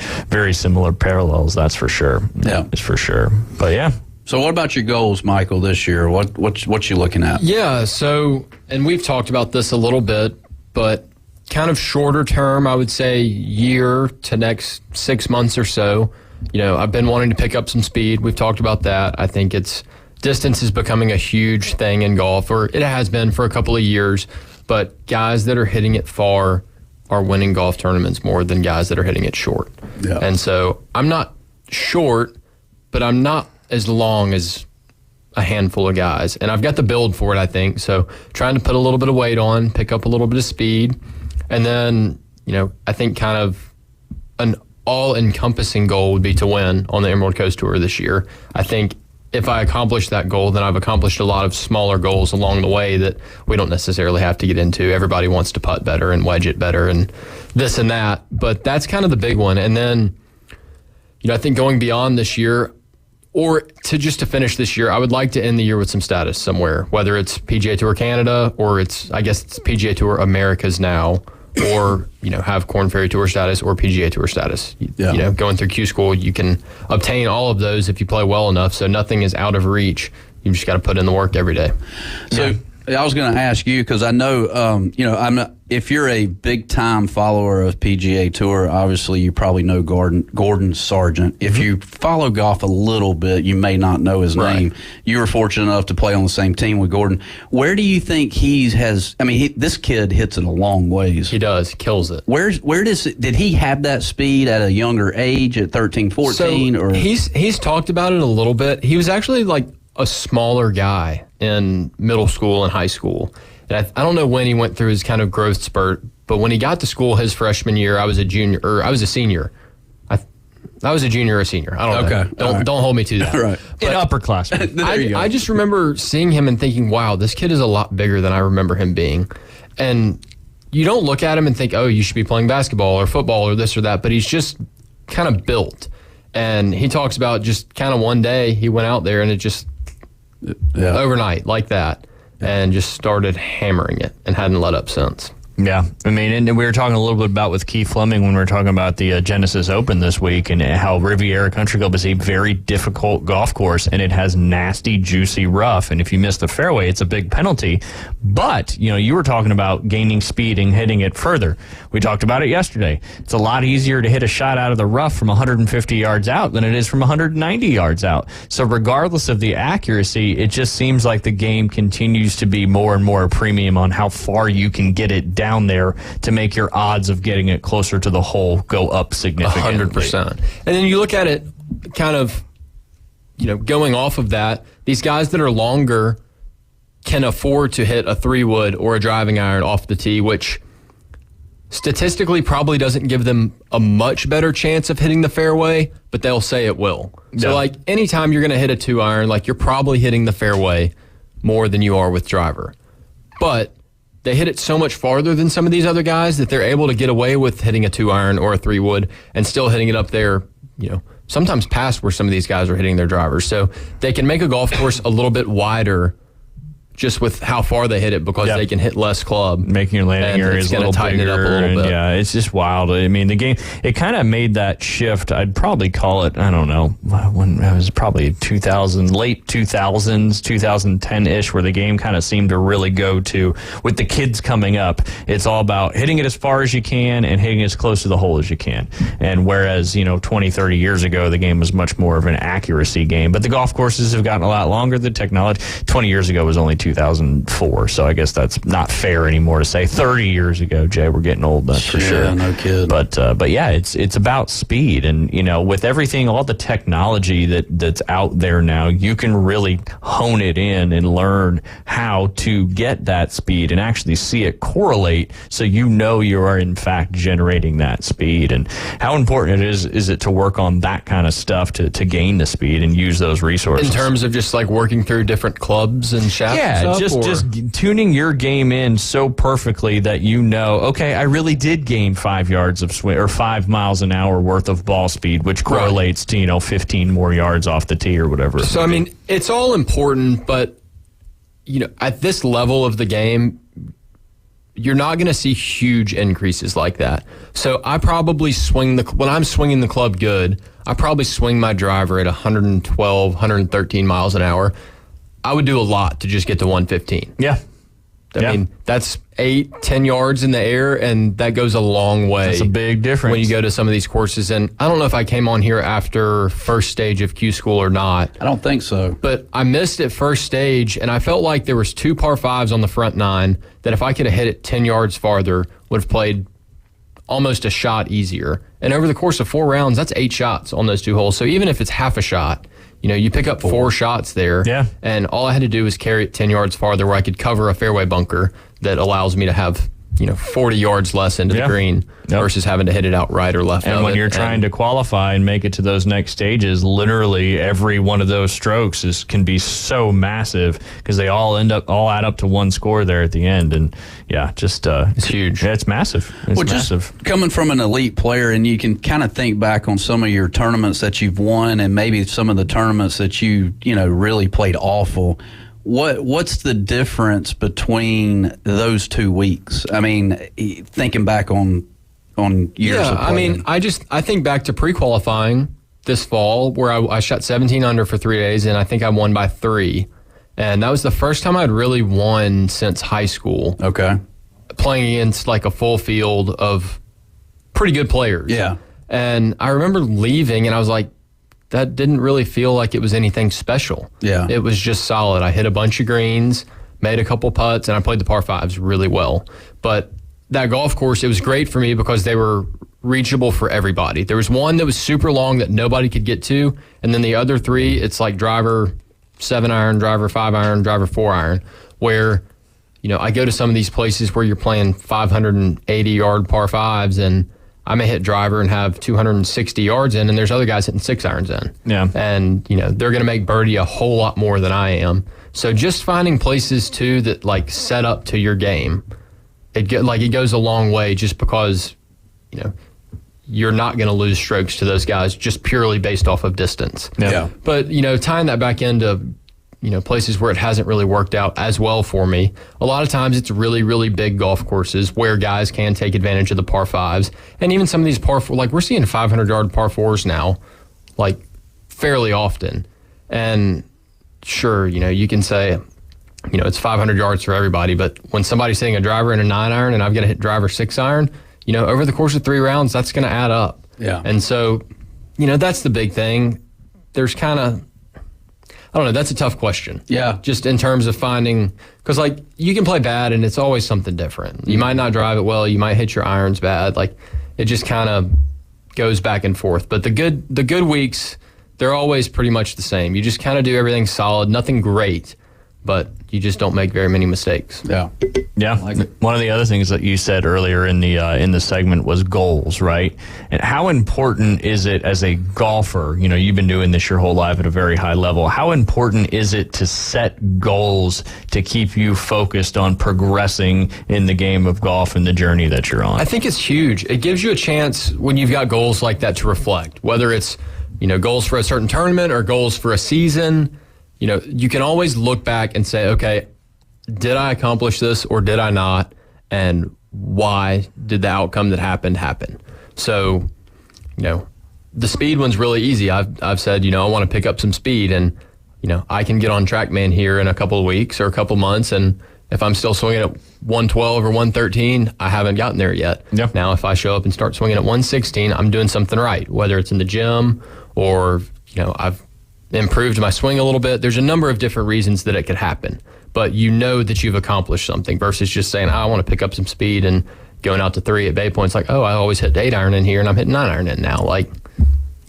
There's too many factors there to be able to realistically make a decision on whether you are hitting it farther or not. Yeah, quantifying the actual. You can measure the goal and see if you achieved it or not. Jay, when you work with new students and stuff like that, is that one of the things that you're doing is setting goals that are attainable? I mean, obviously comparing it to Michael Shears is a little different story because he's a very high-level golfer. But, the goals are so important because it keeps people focused and moving in the right direction. How important are goals when you're working with, people on an individual basis? Targets. We sometimes forget that it's a target game, and trying to identify where that ball's going. Is it going left, right, short, long, and I think it's misconceived a little bit. Oh, I would 100% agree on that. You know, I see so many people on the range where they just don't even have a target they're hitting to, and so I mean that's what I do. Spend a majority of my time let's just focus on a target, whatever it may be, and then getting out and playing golf. I mean, just get out and doing it. But yeah, when I used to teach quite a bit, I'd let somebody hit balls for a little while to get warm up, and I watched them and start to feel, you know, what we need to work on. And the first question I was always asked, "What target are you hitting at?" Right. They're like, "Well, I'm just hitting it."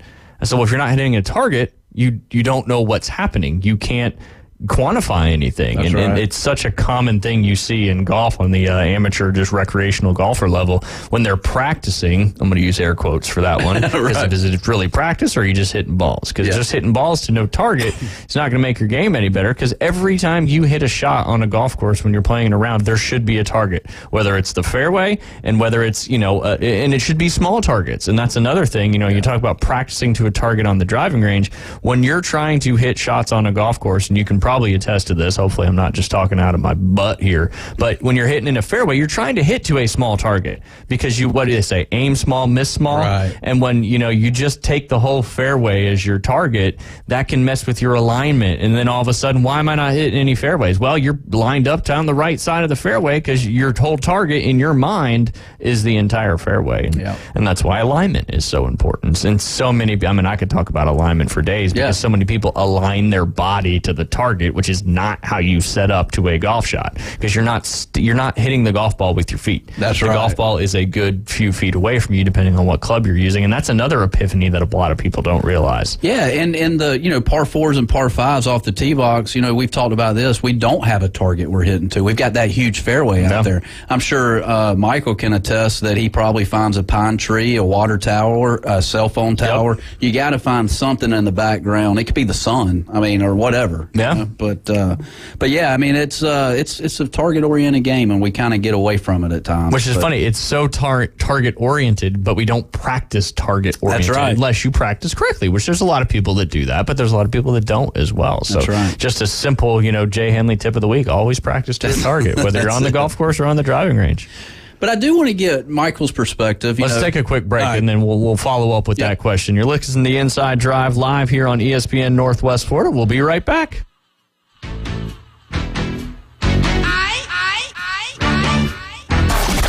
ESPN Northwest Florida presents the most college basketball. Three-pointer. College basketball is back. The Panhandle's destination for live play-by-play. The SEC, ACC, and beyond. Oh, you saw that coming, Radford. The biggest games play right here. ESPN Northwest Florida. This is Joanna with your latest forecast on ESPN Northwest Florida this Thursday.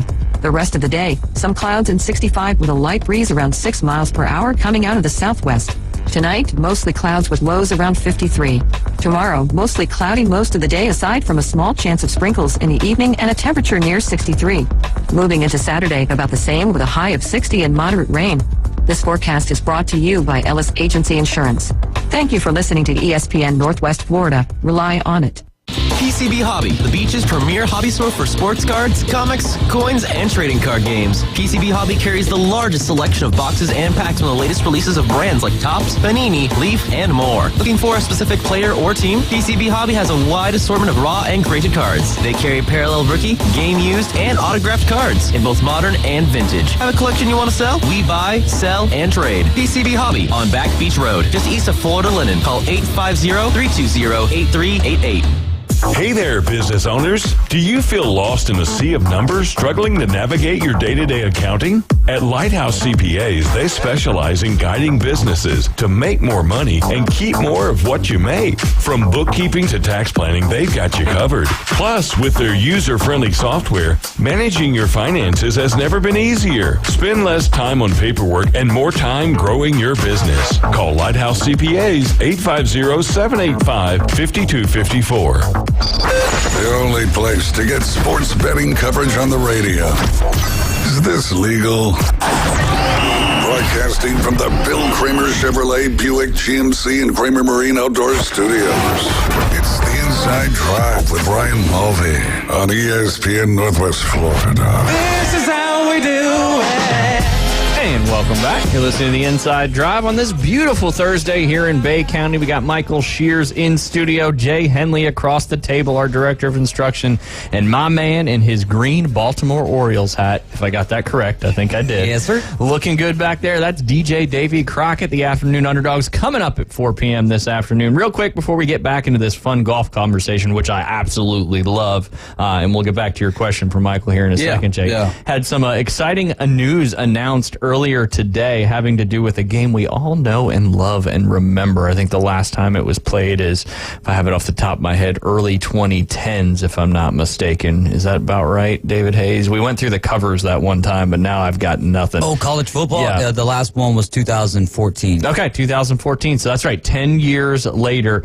EA Sports announced today that they will reveal the release date for EA Sports College Football 25 coming out sometime this summer before college football kicks off. And as you remember how it used to be, like Dave was talking before the show, Madden's always released in August, and when NCAA college football was around, I know they're calling it college football now 25, it always came out the month before, sometime in July. But they've officially released their trailer for it and let everybody know that they're going to reveal the date for that release sometime in May for sometime this summer before college football kicks off. So I know everybody's going to be excited about that one. Are they going to start putting last names in that game? I believe so. And the players, I think, don't quote me on this, but I think how it is like they opt in and they get paid. It's not a big chunk of money, but they get paid, what, $500? $500? Apparently. We'll find out. Yeah, more obviously a lot game. more details will come out. But yes, it's supposed to be the actual players on the team. That's going to make it so much better. Oh, yeah, of course. But it's going to be wild because of the transfer portal and all that stuff. When they, year after year, you're going to be moving these. But they do that with Madden with trades, so it's the same thing. That's why these developers and software writers get paid a bunch of money. So. Well, and that was one of the big issues why NCAA had to go away, is because of what was happening is they would release it with QB15 or whatever, and then other people would go in and take a very detailed, tedious time and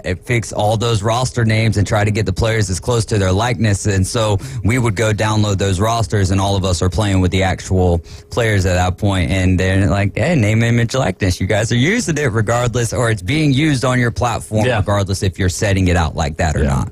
So I know that'll probably, that pre-sale will probably go fast, that's for sure. Probably one of the most anticipated besides Grand Theft Auto. Is it 5 or 6? 6 is coming out. 6 is coming out. Besides Grand Theft Auto 6, probably the most anticipated video game release in the last 3 or 4 years. Probably fair to say on that one, I would think. I think that you could make the argument. All time? Well, I don't want to say all time because I have no idea. And this is... You're probably right because my perception is more on sports. I'm biased in that nature, but we've went 10 years, 11 years, whatever it may be without this. And so for me, I don't care about the new Grand Theft Auto when it comes to college football. And I think a lot of sports fans are that way, but then I'm sure that there's a lot of people who are really over the top excited about Grand Theft Auto 6. Yeah, so for sure. Fun. For sure. Now, when you're moving your player in college football, are you using the arrow pad or the joystick? God, man. Come on. Go talk to your son. It's the joystick. Does anybody use the arrow pad? The arrow pads do different things. Yeah. But can you run your player with the arrow pad? I'm sure that you can probably go in and change your settings to go back to 2002 if you want to. Right. Are there even arrow pads on the remotes anymore? There are. There still are. Yeah. Tells you how much I play. The PlayStation 5 controllers, my buddy's got a PlayStation 5, and I guess they have new controllers or whatever, and the right trigger buttons are resistant. So when you're pulling them down, depending on what move it is you're doing, we were playing football or basketball the other night. So you're posting up or whatever. When when the defensive player is not up on you, you can pull it all the way down. But when you're having to back down into the post, I was like, how do they wild think of these things? Which makes it tough. That's why, these kids that play, Liam, obviously he plays a lot of sports, but he plays a lot of video games too, because he plays with his friends, and that's the difference. You'd have to go over to your friend's house to go play Mortal Kombat and all that stuff growing up, and now they just all hop in a party online and they play all together, they're talking to each other. But the kids that play video games nowadays, they're so more complex than it was when we were growing up. So I really think it helps. I mean, the hand-eye coordination tremendously. But I mean, I think like Fortnite, it's a varsity sport in certain states now with high school sports and all that. I think you're seeing video games become some of these sports. Obviously they have college competitions and that kind of stuff too. But yeah, it's wild the controls. Like when I try to play some of the games that he plays, I'm like, I just want it to be simple, kind of like you were saying. Right. But yeah. So anyway, I just wanted to mention that real quick before we got back into the golf conversation. That's there, cool. Jay, and excited to once obviously we know in May, once that official release date is, we'll report that, and hopefully everybody will get on there. What's crazy nowadays is you don't have to go physically get the video game. You can download it, but just depends on how much of that storage you have on your console. 500 gigabytes sounds like a lot until you download 3 or 4 games that are 125 gigabytes a piece, and then all of a sudden you got no storage left. That's right. First world problems, right? Yeah, I ran into that a few times with Liam. He's like, we had to delete Fortnite and re-delete. He's like, all my stuff's going to be gone. I was like, no, that's the beauty. You got the cloud. It all just goes right back in there. Get a terabyte, right? Get a terabyte. Always go as big as you can. That's right. That's it. But anyway, what were you going to ask Michael before that last break? I wanted to get his perspective, just where golf is in general. I mean, obviously, we were coming off Waste Management Open. They had to, the alcohol sales were, cut off because they people let got crazy. 500,000 people in there, and they couldn't control it anymore. Yeah, you got that, and then you got LIV and PGA with all that going on. You got a lot of PGA Tour ratings are on the decline. They're on the decline a little bit. Where, as a 25-year-old, up-and-coming PGA Tour player, where do you feel like golf is in general right now? That's such a tough question. I feel like, it's kind of a mess. Oh, yeah, there's no doubt. The PGA Tour, I think, is trying to figure out who they really want to be. Do they want to be the old, proper, classy tour, or do they want to try to start blending with LIV and adopt some of the things that LIV has done? And they're polar opposites right now. Oh, man. But you go look at the Waste Management, and that's as close to a LIV event as you're going to get on the PGA Tour. Right. And it was bad this week. Yeah. Yeah. And you look back at years past, and that's always been such a fun tournament to watch, just because the people are crazy and it's loud and it's different. But it was out of control. This week, and the players started getting mad at the spectators. And there was a couple of different instances where people got in some arguments. I know Zach Johnson argued with a couple of guys, and then Billy Horschel, he stood up for somebody else in his group. I don't know who it was. It was a lefty. Yeah. But he's just like, this guy's trying to hit a golf shot right here. This is our job. Have all the fun you want, but when he's hitting, be quiet for 10 seconds. That's all we ask. And so, I don't know, man. And, I think you look at LIV now, and there's a lot of good players over there, and there's no way that the majors are going to put up with not having them playing. They're going to find a way to get everybody back in the biggest tournaments, and I think the PGA Tour is trying to figure out a way to get them back, and maybe not for every tournament, but to have them back for some of these signature events. You go to Pebble and Riviera, and this week, for example, Jon Rahm not playing in the Genesis Open as the defending champion. You look at these tournaments that have been around for so long, and your Bay Hills and stuff like that, where you don't have all of these stars, and that hurts the companies that have been sponsoring for forever, and these tournaments that have been going on for 30, 40, 50 people years. That have been sponsoring forever pulling out. And it's tough. So I don't know what the answer is. I think if I knew that, I could make a lot of money. Yeah. But something's got to give here eventually. Do you think one unified global tour, maybe above the PGA Tour and the LIV Tour, is potentially the answer? I don't know. It's just tough because guys aren't going to want to go to something I mean, I say guys aren't going to want to go to something new, but you've seen a bunch of these guys go to LIV. But I just think the more global you get, the harder it gets. Yeah. I don't think a lot of these guys really want to travel all across the world all year long. I think that was one of the big draws with LIV. And sure, they're going to Australia, and they were in Mexico a couple weeks ago. Well, they got a few weeks in between. Yeah, they're only playing 13 or 14 events versus the PGA Tour is playing like a 32-week schedule. Yeah. And if you try to make that global, that's going to be really, really hard on guys, and people are going to play less because of it. Yeah. Well, there's a few thousand guys sitting exactly in your position right now. Fresh out of college, made it almost through first stage qualifying. There's quite a few guys in that situation, do you feel like the avenue to get to one of the higher stages is getting narrower, or do you feel like it's getting wider? I really do think it's getting more narrow. More narrow. The way Q School used to work, and I'm not 1,000% sure on this, but I know final stage was 6 rounds, and they gave out 15 or 20 PGA Tour cards. Yeah. Versus now you've got to go through, if you're fresh out of college and you basically weren't an All-American, you start at pre-qualifying and then you go to first stage and then second stage and then final stage. And you can make it to final stage and not play great and still have nothing. Yeah. That's and they were in Jacksonville this year, right? I think we were following that for a bit. Because we had Charlie Belgian on the show talking about his recovery and all that, and he made it into that final stage. Obviously, he didn't make it, but yeah, they played at Sawgrass Country Club and then the not stadium course, but I think they played on Dye Valley as well. And but the weather conditions were insane. It was blowing like 40 miles an hour. But I think there was 1 or 2 PGA Tour cards up for grabs in that particular, which is just crazy. So yeah, that funnel is just getting smaller and smaller and smaller. But what about your Andy Ogletrees of the world? I wonder how he ended up on LIV. I mean, he doesn't have a big background. No, but he won the USAM. Yeah. So he won the USAM, got to play in the Open, the US Open, and the Masters because of that. And so that put him on the map. I don't think, maybe he was low AM at Augusta that year because he beat my teammate John Augenstein from Vandy in the finals at Pinehurst that year. Okay. So I want to say he was low AM. So he was on the map there for a while and signed a contract with LIV and played not great. And he didn't play a full season with them and then went back to the Asian Tour. Yeah. And played over there. And I think now the Asian Tour is like feeding into LIV. So like if you go to the Korn Ferry Tour here to get to the PGA Tour, I think that's kind of the same thing over there catering to LIV. But and not to say Ogletree is a low-hanging fruit, but it seems like LIV will go low-hanging fruit a few, and then they'll grab a John Rahm or whatever. It's like they have this process that I'm trying to figure out. Well, and they're all under contract too, as well with the LIV Tour. So the LIV Tour doesn't necessarily have to renew their contracts either. Like I was reading something the other day that Phil may not even be playing on the LIV Tour here come next year. He may be a non-playing captain, kind of like what Bubba Watson's been doing. So there's a lot of other intricacies. I mean, they can do free agent trading and stuff like that. So it's just a whole nother ballgame.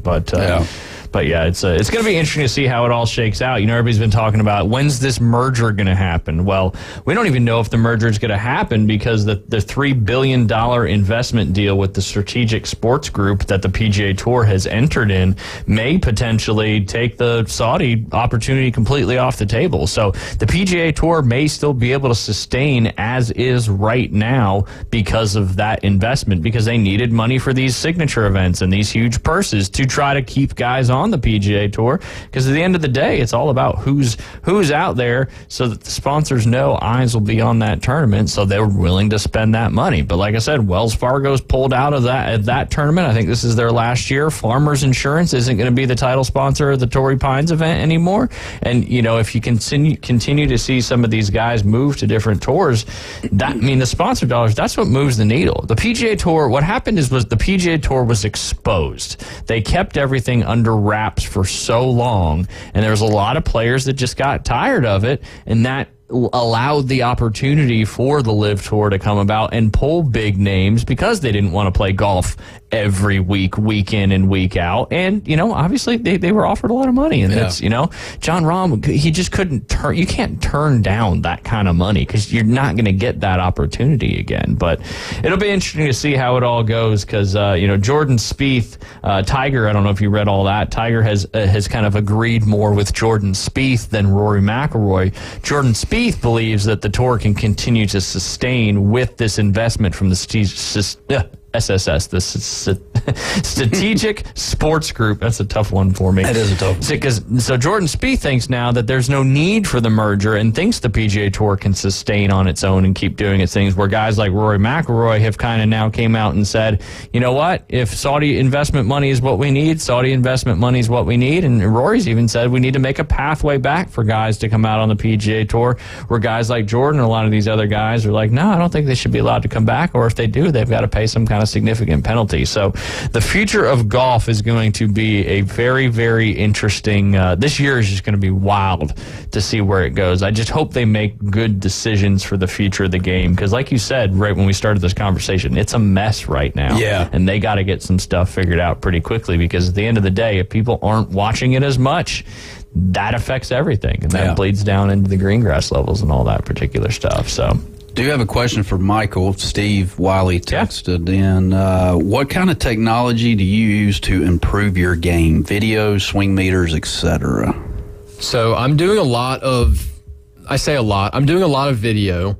You know, I know you've seen me back there on the back of the range at Bay Point, and I'll set my bag down and set my phone up on it, and I'll take a video and send it to my swing coach, but I'm not trying to like model my swing after a Tiger or a Rory or whoever else. But there's a couple of certain checkpoints in my swing that I'll look at. So without getting too technical, I'll look where when the club is parallel to the ground going back, I'll look at where the club head is and where my hands are.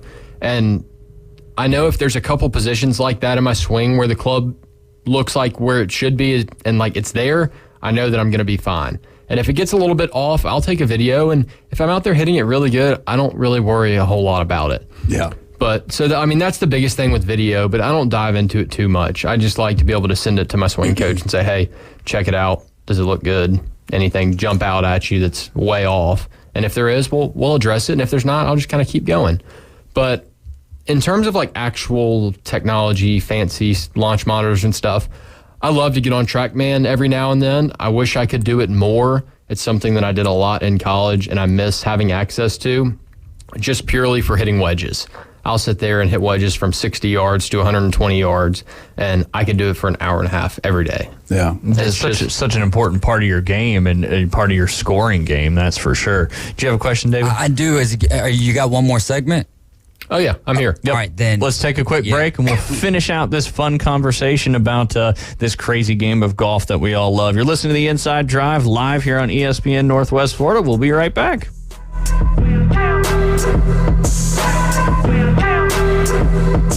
ESPN Northwest Florida. We're taking the Inside Drive. This is Ryan from the Inside Drive on ESPN Northwest Florida. Join me and Jay right here. Listen weekdays for the greatest sports talk show of all time. Maybe you're overselling it just a little.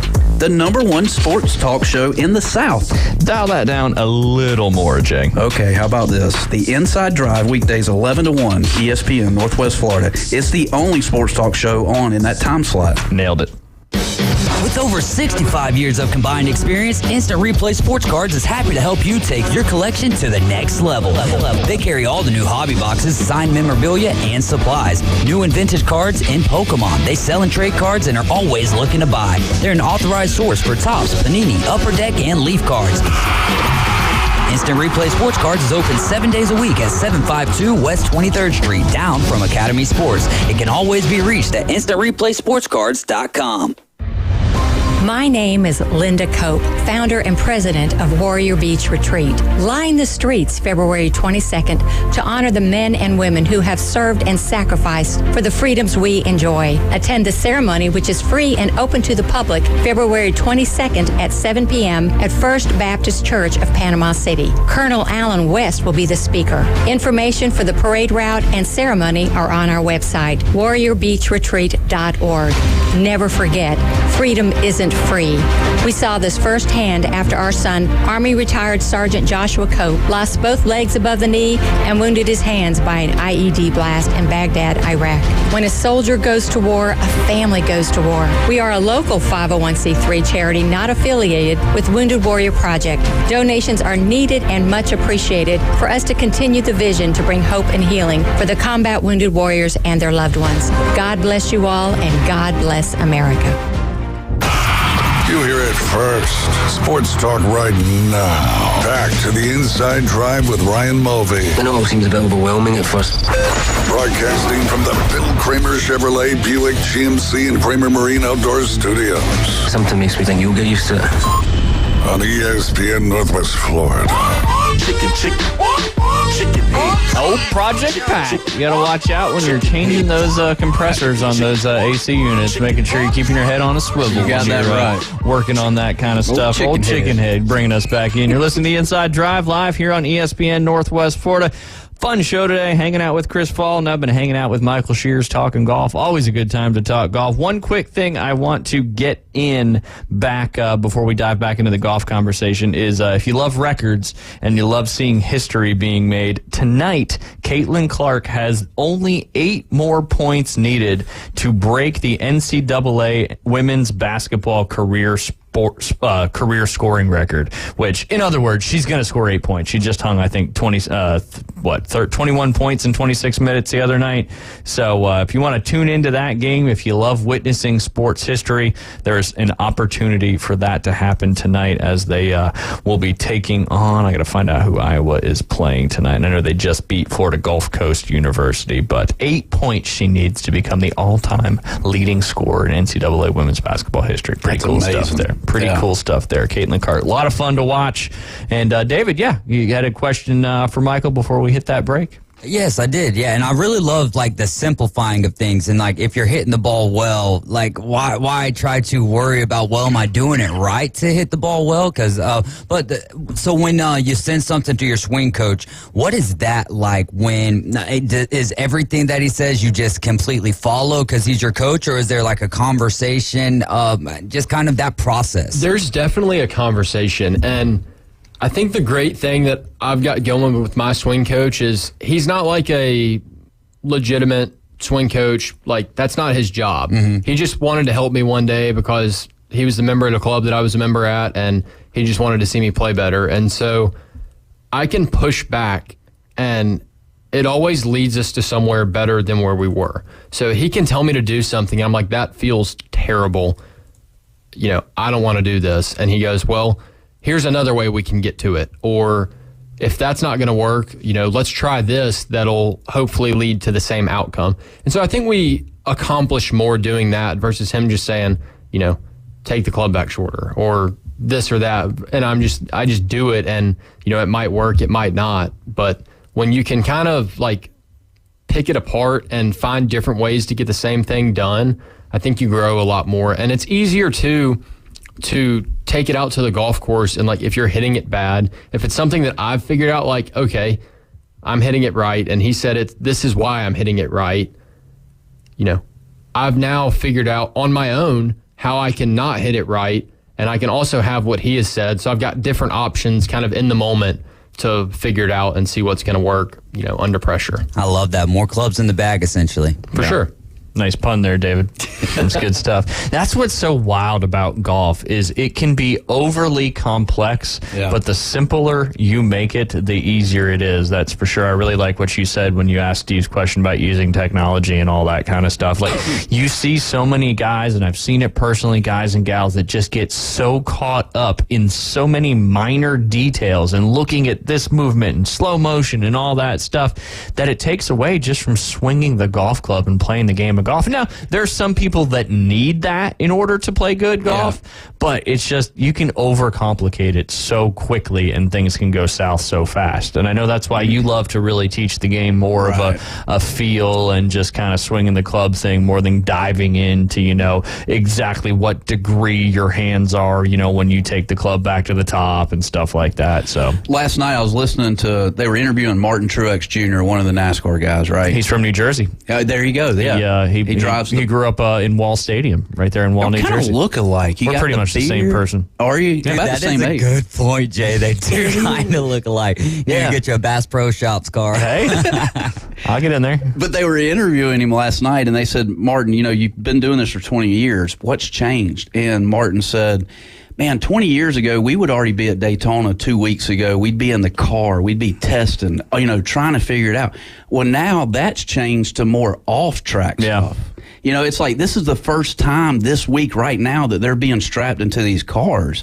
And so to me, it's like, and then what Martin said you have to follow this or you'll be lost, But to me, that's following the crowds, in my opinion. It's like, okay, why not go back, Martin, to 20 years ago and and don't follow the crowds. Yeah. Like, why don't you try to test a little bit more and be more involved in the car or whatever? Kind of like with golf. I mean, now your caddies aren't even going on Tuesday and Wednesday to mark down stuff because it's already on the internet, you know, but they're not getting their feet to the ground and they're not able to see kind of like, you know what I'm saying? No, that's a great point. I don't know, man. I'm caught between generations, man. I think you've seen that across all sports as well. Like, you know, because technology is obviously a massive part of our life, but it can get in the way of things, you know, with these simulators that they can do in, which are, you know, simulating exactly what they're doing. But at the end of the day, your mind knows you're not in a car. You're in a simulation, and you can wreck in the simulation, and it's not going to be a real wreck. That's right. And that's a whole different ballgame. And that's, you know, we get back to the golf simulators and stuff like that. When you're in a simulator, there's no fear because you're not playing real golf versus being out there on the golf course. And it's just, that's a great point because there's such a fine line between reality and technology, and we're seeing it more with AI and all this stuff. And it's just, we're in this really weird paradigm shift right now with everything going on in the world, with how quickly AI and technology is growing. And you just worry that that's going to take over everything. And I didn't really think about it until you brought it up, even, you know, with car racing. I mean, that's such a great point. You know, these guys are sitting in simulators, and which is, you know, it's obviously the forces are exactly the same that they're dealing with in the car driving it that they would on the track, but your mind knows you're not on a track. Right. You're in a simulator. That's right. Little Ric Flair action there for you. So I had to add something there, man. I'm over here like, okay, amen, brother. I mean, and it didn't really occur to me until you brought it up. We're speaking some truth. Yeah. I mean, and it's such a correlation to golf. Yeah. And it's such a correlation. I mean, hell, I bought the stupid, we didn't even use it anymore, that Win Reality baseball for the MetaQuest 2, where you hook up the thing to a bat and you practice swinging in that. I mean, it's cool, but it's not the same thing as going to a batting cage and hitting real reps, because you know you're not hitting real reps. And you got to be careful when it comes to this technology, and that's exactly what you were talking about when Steve asked the question, what technology do you use? You use simple stuff like seeing your swing, making sure you've got stuff in the right spot. But if you're swinging the golf club good, you know you're swinging the golf club good. And I guess my whole point of this, I wouldn't even call it a rant, just I call it an epiphany, is, you know, if you know in your heart that you're doing what you need to be doing and it feels right, keep doing it, especially if it's working. Just because other people are using this or doing that or aim point and all this crazy stuff that's going on there, that's right, doesn't mean you need to do it. Yeah, and we're so stats driven these days. I mean, it's analytics is a dangerous danger. I mean, we see it in football. We talk about it in football all the time. These guys are making decisions based on analytics nowadays, more so than feel of what's actually happening on that football field or baseball field or soccer pitch, whatever it is. And it's wild. And how did they come up with those analytics? By watching what other people did. Yeah. So it's Joe Anna misses that forecast every day. I know. Oh, your old girlfriend. I wonder if she had a good Valentine's Day. I don't know. She may have. I don't know. She may have. Yeah. Hey, sometimes you just got to move on. That's right. You got to keep non-emotion. Non-emotion. That is for sure. That is for sure. Yeah, you didn't get a lot out of her, right? She was very even keeled. That's right. Not a lot of highs, not a lot of lows. Love is an emotion. That is true. And the Jay Henley Love Tip of the Week yesterday was don't just celebrate on Valentine's Day. Don't love just on February 14th. 366 days this year. Next year it goes back to 365, and then we got a few more until that 366 again. That's right. I think 5 years until Ash Wednesday and Valentine's Day fall on the same day again. Oh. Saw that on the news this morning. That. Yeah. Yeah, so it was kind of people were torn, right? Because you're about to give up something for 40 days, and except it's Valentine's Day, so a lot of people like to splurge and eat and drink and do all those kind of things. So I don't know why I brought that up. So Fat Tuesday is Fat Tuesday was Tuesday. Yeah, the day so you decided that making money on the lesson tape was more important than the radio show. Oh, yeah. It's okay. You should have looked at the analytics before you did that. Yeah, yeah, because the analytics may have said that doing the radio show will give you more lessons in the future than this one particular person that you taught. We were going so well for so long, and then I just, you know. I know. Yeah. It was a good day. It was. We're having a good show. We're having a good show. April 26th, don't forget. I did buy 2 extra tickets just in case. Because they're going to sell out. It might have sold out already. I don't know. I believe it. I can't wait for Dusty Slade. Have you ever heard Dusty Slade? You see him on Netflix?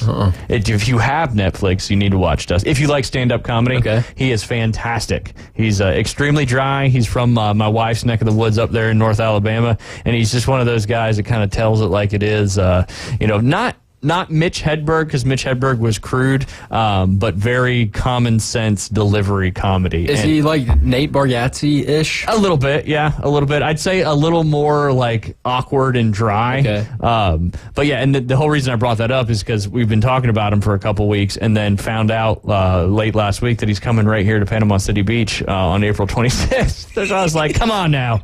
That's the big guy upstairs making some stuff happen for me to go see some good comedy. There's no doubt about that. Anything you guys want to finish up with these last few minutes? Michael, thoughts on the Super Bowl? I thought it was a great game. Yeah, it was a great game. I can't believe that the 49ers didn't know the rules. Yeah. And Shanahan's the coach, right? Oh yeah, like absolutely. did he know the rules? Oh yeah, he says he knew the rules. His whole thing was he wanted the third possession, which I saw that, and I understand that. Yeah. But I don't think you can chance that either. Yeah, I mean, I just remember sitting there and we were just watching the game, and they won the toss, and they said we want the ball, and I couldn't believe it. Yeah, and like I watch football and keep up with it, but I'm not like Super Bowl football fanatic. But like, if I'm seeing that and thinking that's a horrendous decision, then something's not up. right. Yep, so for sure. I don't know. I mean, what do you feel about your defensive coordinator getting fired? Yeah, I was. That was actually one of our topics today, but I loved this conversation so much better. I thought it was shocking, and I'll give you my opinion on it. Statistically, the defense was better this year than it was last year, and obviously DeMeco Ryans went on to be the head coach of the Houston Texans. I think something behind the scenes culture-wise with Shanahan and Steve Wilks was the reason for that. I think there was some kind of, they just didn't jive together or something like that, and I think that all kind of came to fruition when they brought him down from being, because he started in the booth for like the first however many games of the season, and then he came down to the sideline. So I just think it was, because statistically, getting back to analytics and numbers and that kind of stuff, they had a better defensive season this year than they had last year, and obviously DeMeco Ryans didn't get fired. He left to go be the head coach of the Houston Texans. So I wouldn't say I'm surprised. It's almost like sometimes when you're so close and you lose the big one, there's always got to be one person that's got to go. And I think he might have been the one. Now, here's a wild one for you. Bill Belichick, future defensive coordinator of the San Francisco 49ers. Are you down with that? I don't know. I don't know how I feel about it. I don't think it'll happen, but I wouldn't be surprised if it didn't. Or Mike Vrabel. Vrabel for sure. If anyone can get Mike Vrabel as their defensive coordinator, freaking awesome. Oh my goodness! And you got an offensive-minded head coach, or even just a great offensive coordinator. That team could do some serious damage if the coaching staff can jive. And that's why I think Wilkes got fired, because I just don't think that they. Sometimes you just don't jive, and that if the culture and that that is together, then because none of the Niners have really come out and said that they're upset and stuff like that. I just think if you're doing something professional, results should come far before what your meshing 100%. is and stuff. And also, you'd asked me about Brandon Ayuk the other day. I don't think he's going to be a Niner next year. He's been posting a lot of cryptic tweets and stuff like that, saying like, "How can you not get me the ball more?" and all that stuff. It'd help by blocking Chris Jones on 3rd and 4 in overtime. That probably would have helped because he would have scored a touchdown, even though they might have thrown it to JJ again, Juwan Jennings, one more time. Did you know Juwan Jennings was? I forget what the stat was. I think I sent it in the group. He was one of a higher-rated quarterback prospect coming out of high school than like tons of other current quarterbacks out there, which was wild. He had a huge game, that's for sure. But yeah, no holding calls in that Super Bowl. And, zero. And the Chiefs got the most holding calls offensive holding calls out of any other team in the entire regular season. Interesting. So yeah, wild stuff. Thank you for joining us today, Michael. Jay, go enjoy that basketball game between University Academy and Bozeman. It's should be a battle, should be a barn burner, that's for sure. Good luck to the University Academy girls soccer team as they take on Tyndall over there at Public Sports Park at 4 p.m. We'll be there rooting them on. We'll be back tomorrow afternoon. Underdogs coming up at 4 p.m. Been a great show. We'll do it again one more time tomorrow. Y'all have a great afternoon. ESPN Northwest Florida. The afternoon Underdog. I don't think that many fans really honestly care about these players making money, and they